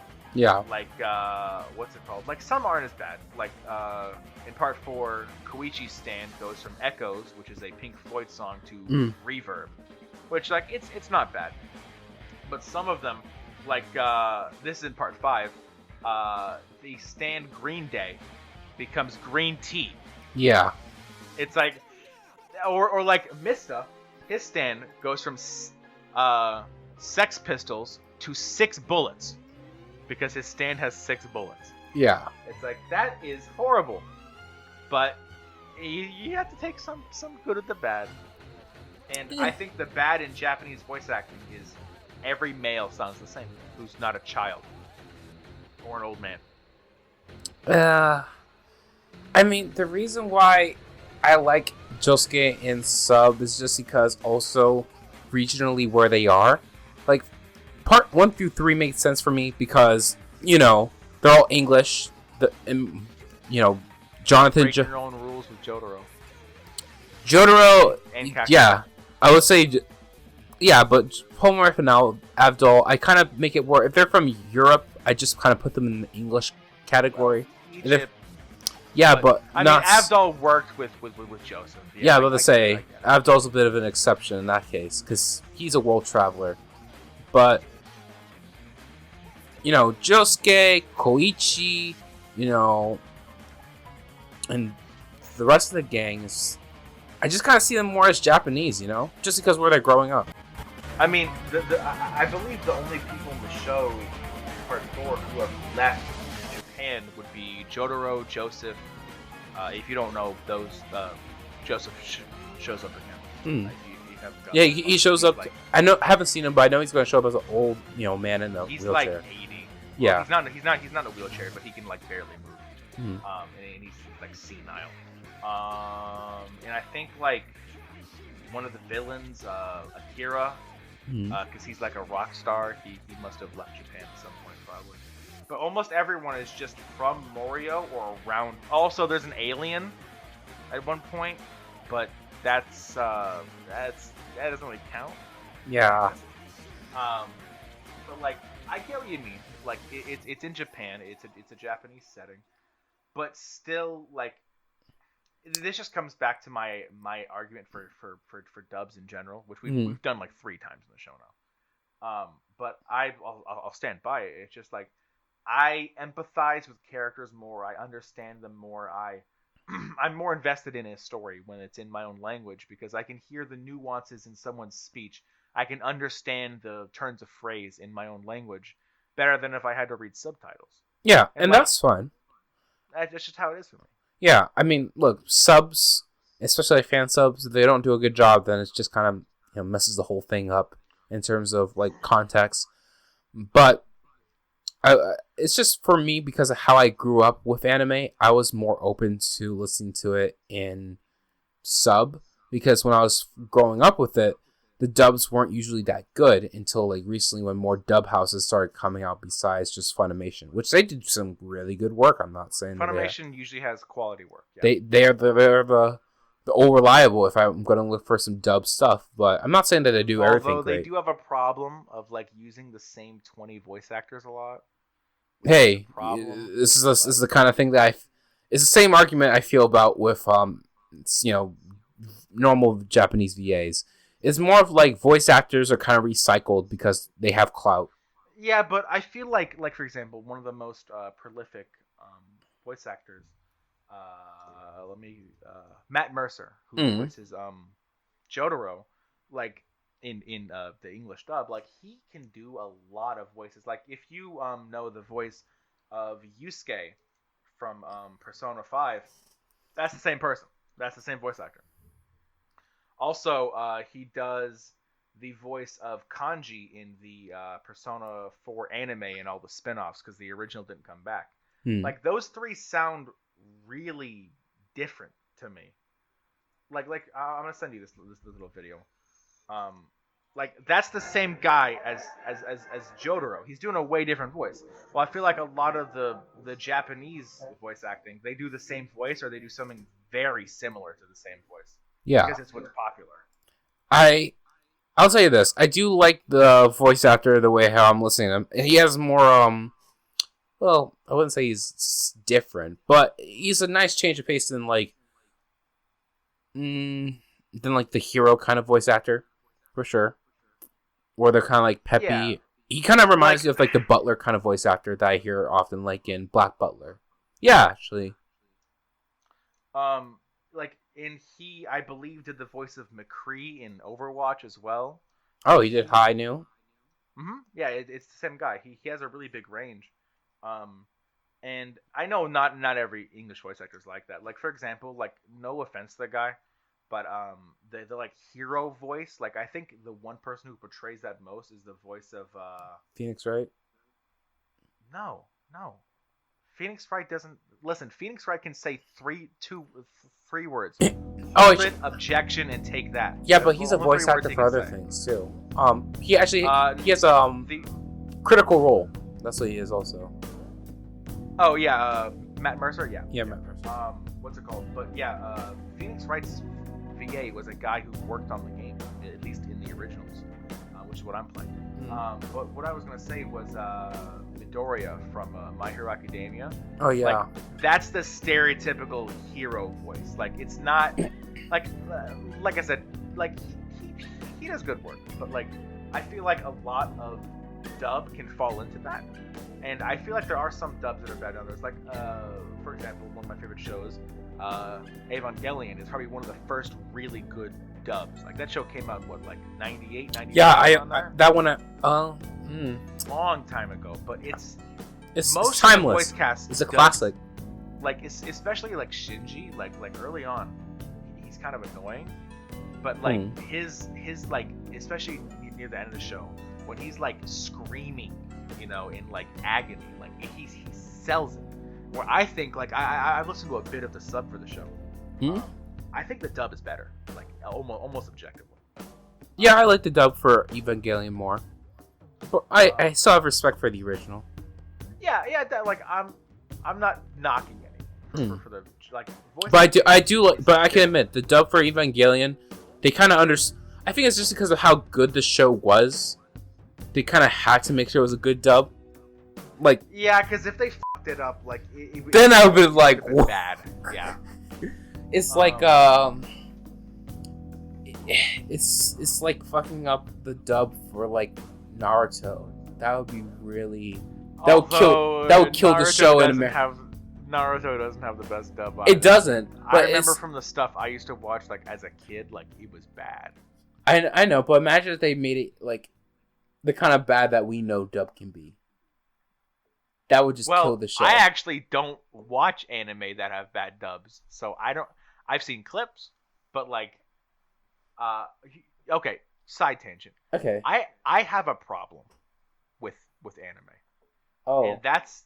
I think I'm becoming a anime like elitist. Nah. Like, I'm the type of guy to go like, all these animes are trash. Give me something good. Like, all this seasonal crap that's the same thing over and over. Like, the last anime that I really enjoyed watching the whole thing was Devilman Crybaby. That show was fucking great. I loved it. All right. If you've never seen it, watch it. No, I've seen the first couple episodes. I probably might finish it up. It wasn't my. It's way better. I get it, but it's not. I would say it's not my kind of style so far. I probably need to just watch it more to get into it more. It's it has my favorite. Is that an adrenaline rush? That's the thing. What do you mean? It's an adrenaline rush for sure. Oh well, parts of it, yeah, but a lot of it is like, especially in the last few episodes, like a few of them are just slow and sad. I mean, like I cried during the show. Like it really pulls out your heartstrings in the last few episodes. And I feel like it could have gotten a lot more time, but I don't want to get in a side tangent about that show, but it's great. Watch it. It's on Netflix. Okay. It's in sub or dub. So what's your problem with anime then?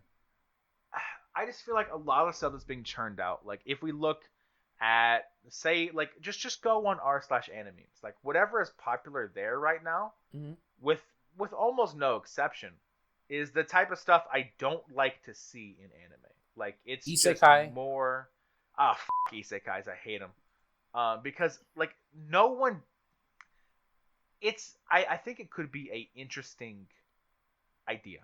What do you mean? But it's been so like the idea of being reborn into another world with the knowledge of your previous one. That's interesting, you know. Okay, have you seen Ray Zero?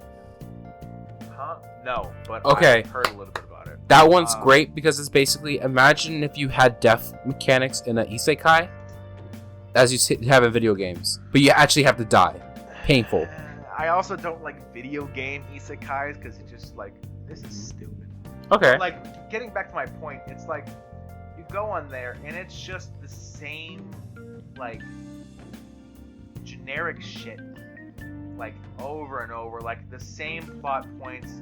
You can tell what's gonna happen from the first episode. It's like the same characters almost. Like, oh, there's the tsundere character. There's the generic hero. Yeah. There's the lolly. Here comes the funny scene. Ha ha ha ha. Oh, here comes the fucking beach episode. It's like, wow. Can I have something that actually makes me think? Something that's, or at least it's like, you know, actually funny, or it's good. Like, I think I spoiled myself on really good anime, where at this point I'm like, all of this is trash. Well, there's some good anime in different genres, but I don't think you have ever looked into anime movies, have you? The only anime movie I've watched was the My Hero Academia movie. That was when it was starting.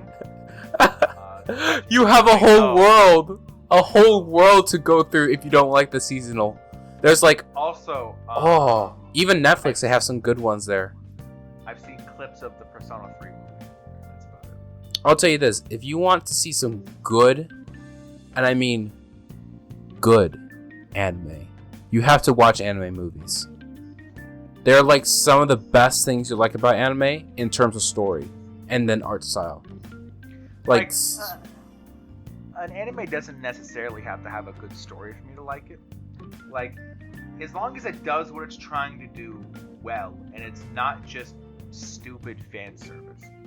Like, if an anime just wants to be a good comedy, that's fine with me. Like, an anime that I like is this anime, My Love Story, which, if you can't tell by name, it's basically a like romance anime, and like, yeah, it does what it does well. It really sells the characters. It feels like a love story. They feel like it's really happening. Oh, you want a good romance anime? I got something that you're gonna relate to. I got something. Well, I already do kind of relate to My Love Story. You're not gonna. You're gonna talk to me about this one. It's a My Love Story is an anime about this really big guy who never really got with women because he was, you know, large, and they thought he was like intimidating, and he's kind of shy around girls, and like he doesn't really know what to do with them, but he just wants to be. Basically, what I'm saying is I relate to the main character, and I thought it was cool. I think you dropped out. So hello, listeners.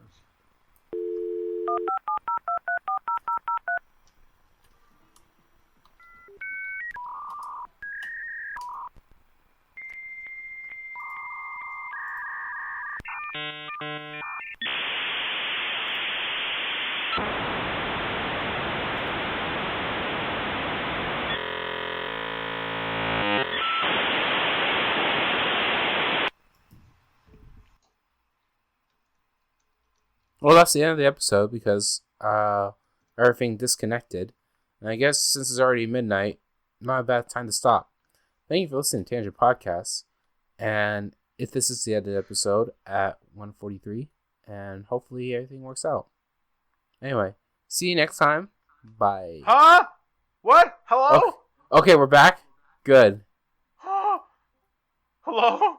Hello, are you there? I made an fucking died and came back. Your whole screen turned black. Yeah, I made an emergency. Thanks for listening to the podcast at 1:43, by the way. Oh, okay. Okay. Hi. Tell me about how you had some anime you think I'd like. Yes. Okay. You say you would watch a romantic anime, right? As long as well done. How about a romantic anime where the whole thing about this show is not about people getting together, but exploring their relationships with one another? And a complex web that's something that you might remind yourself of middle school. I give you Origairu. And season 1 is not as good as season 2. Promises. Basically, you read the synopsis and you're gonna feel some flashbacks.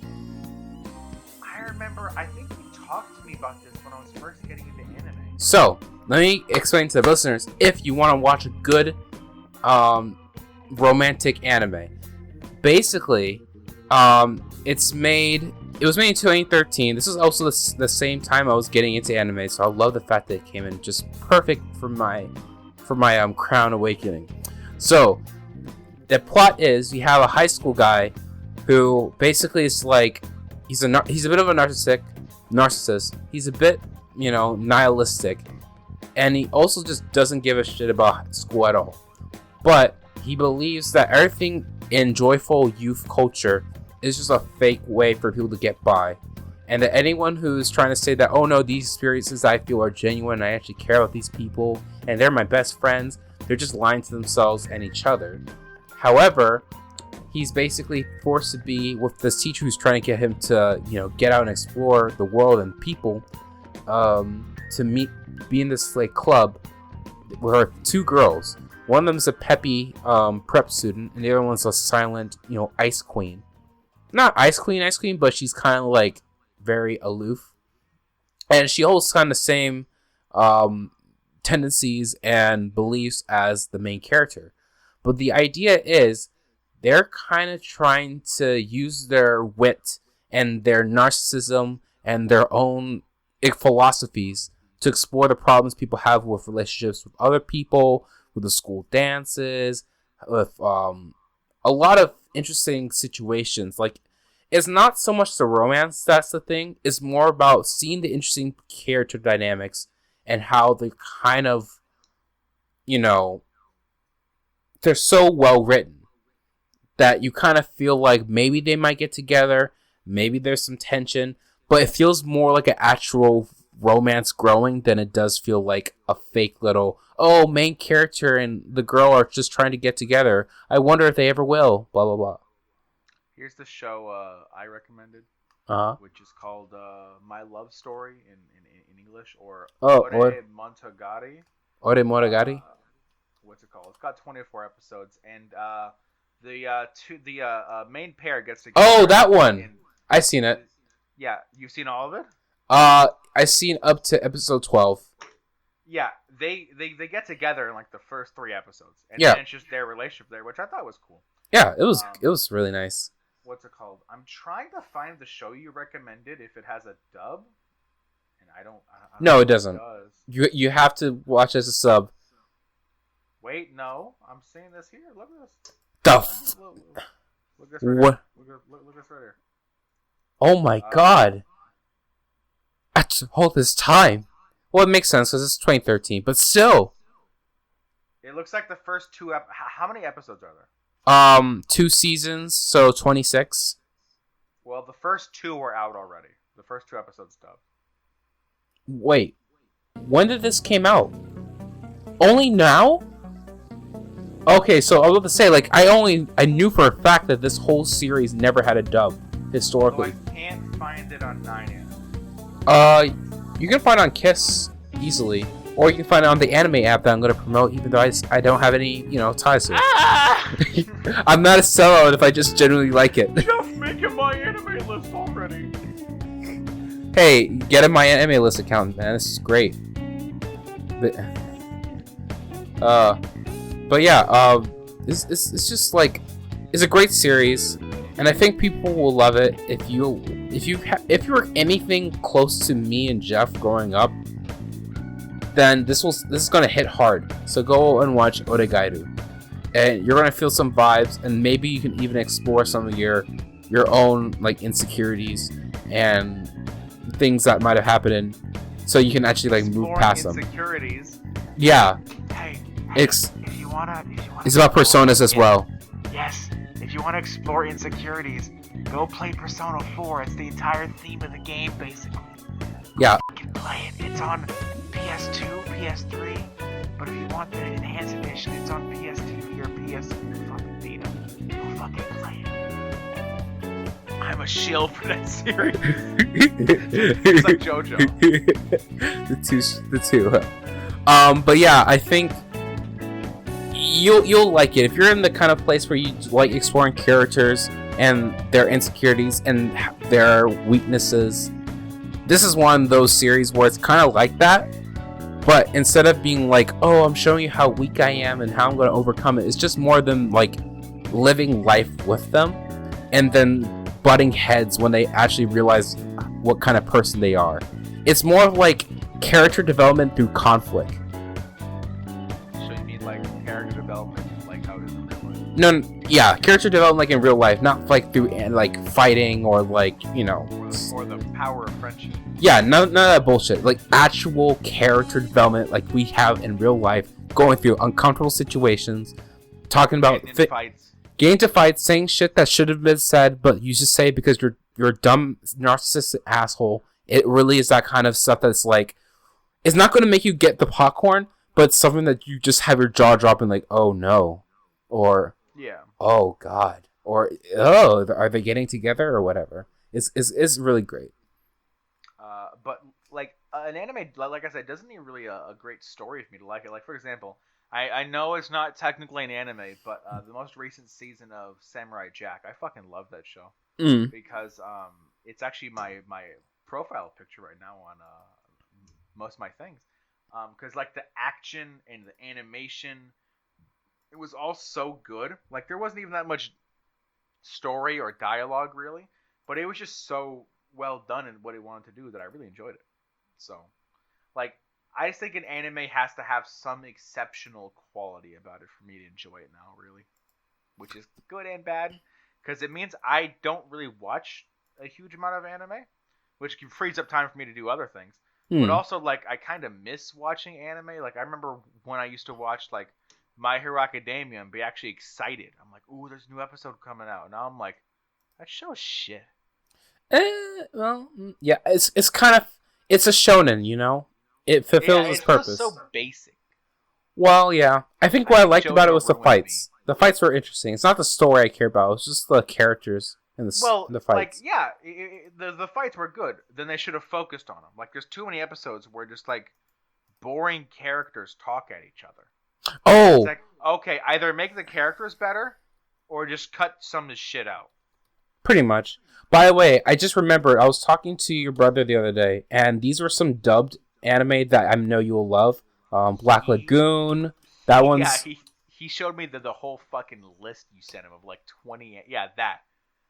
Yeah. All of them I think all of them have a dub on it. Every single one. Let me tell you the ones I've heard of. I've heard of Black Lagoon, and isn't that like the gay butler anime? No. That's Black Butler. He started watching Death Parade.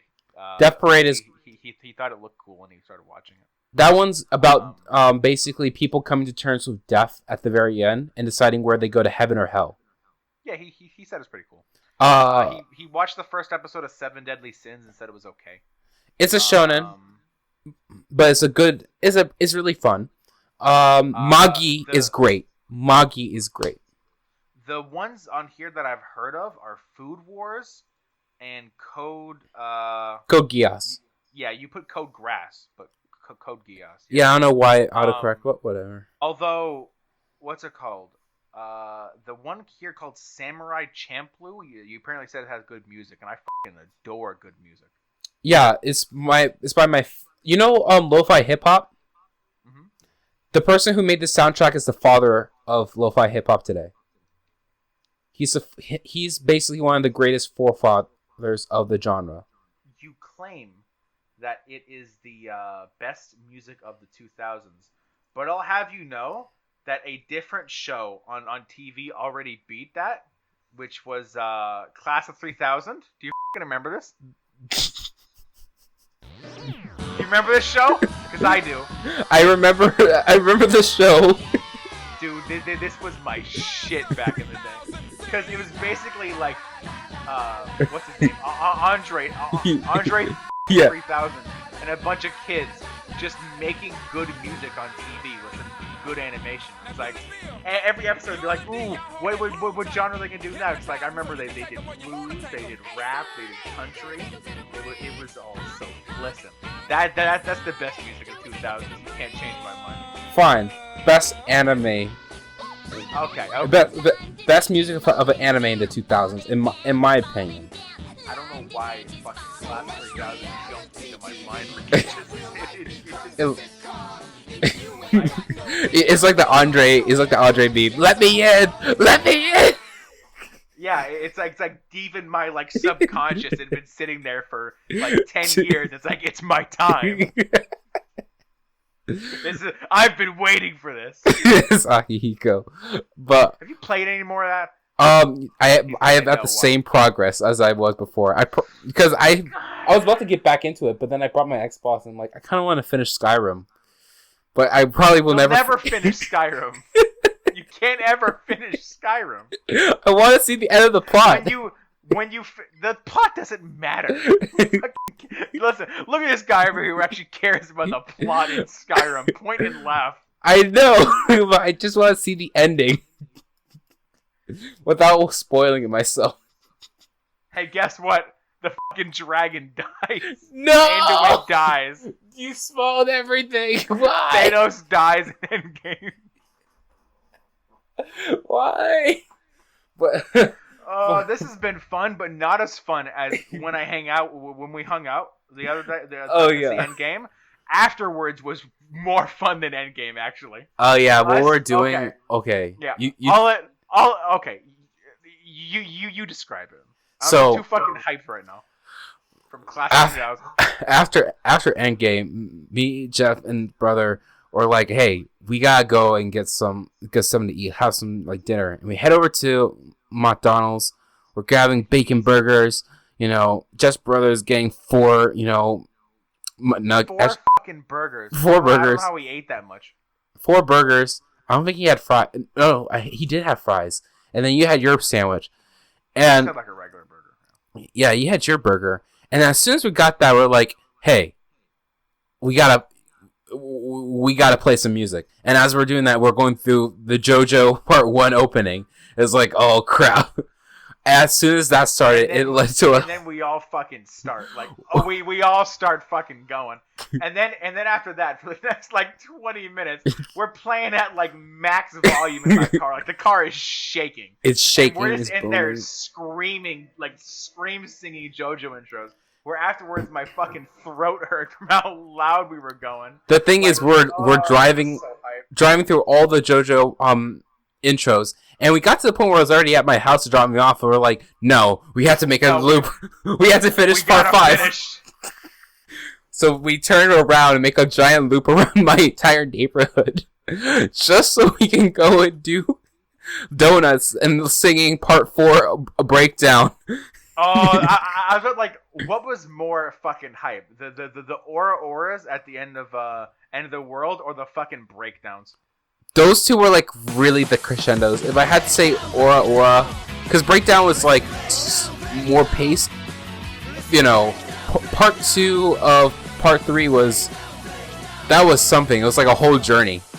Yeah, it was like I remember my voice fucking cracking during that, and I was like, "Oh, it sounds terrible, but I'm gonna go with it." Man, that was so much fucking fun. That was great.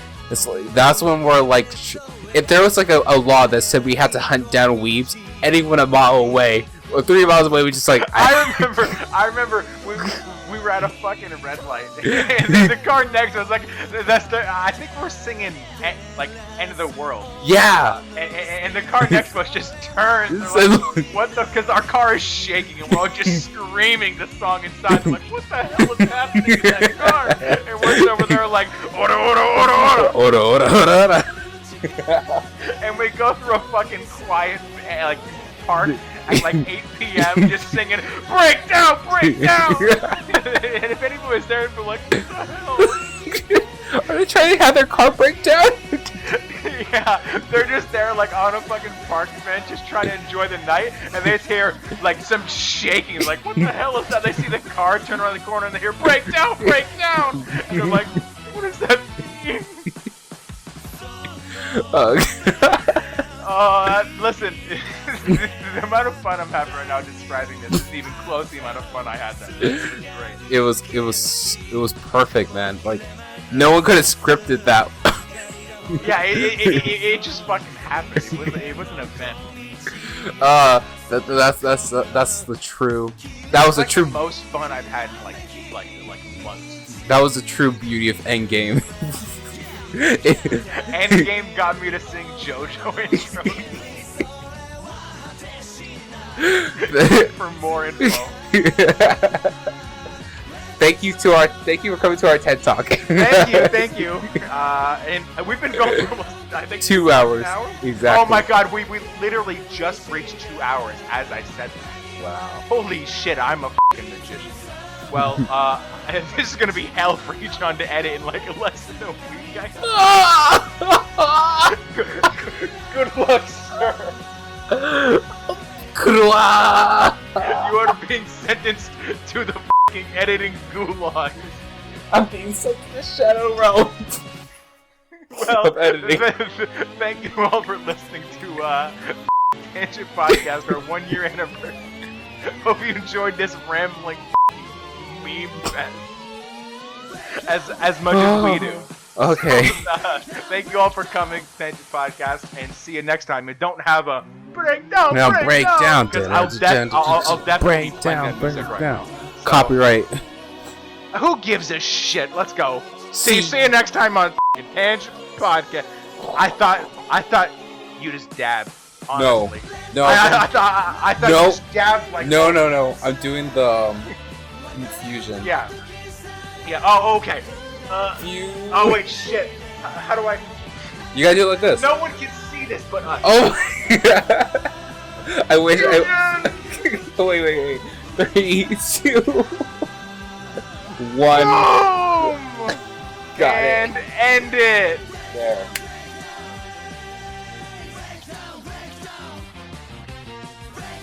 Boom.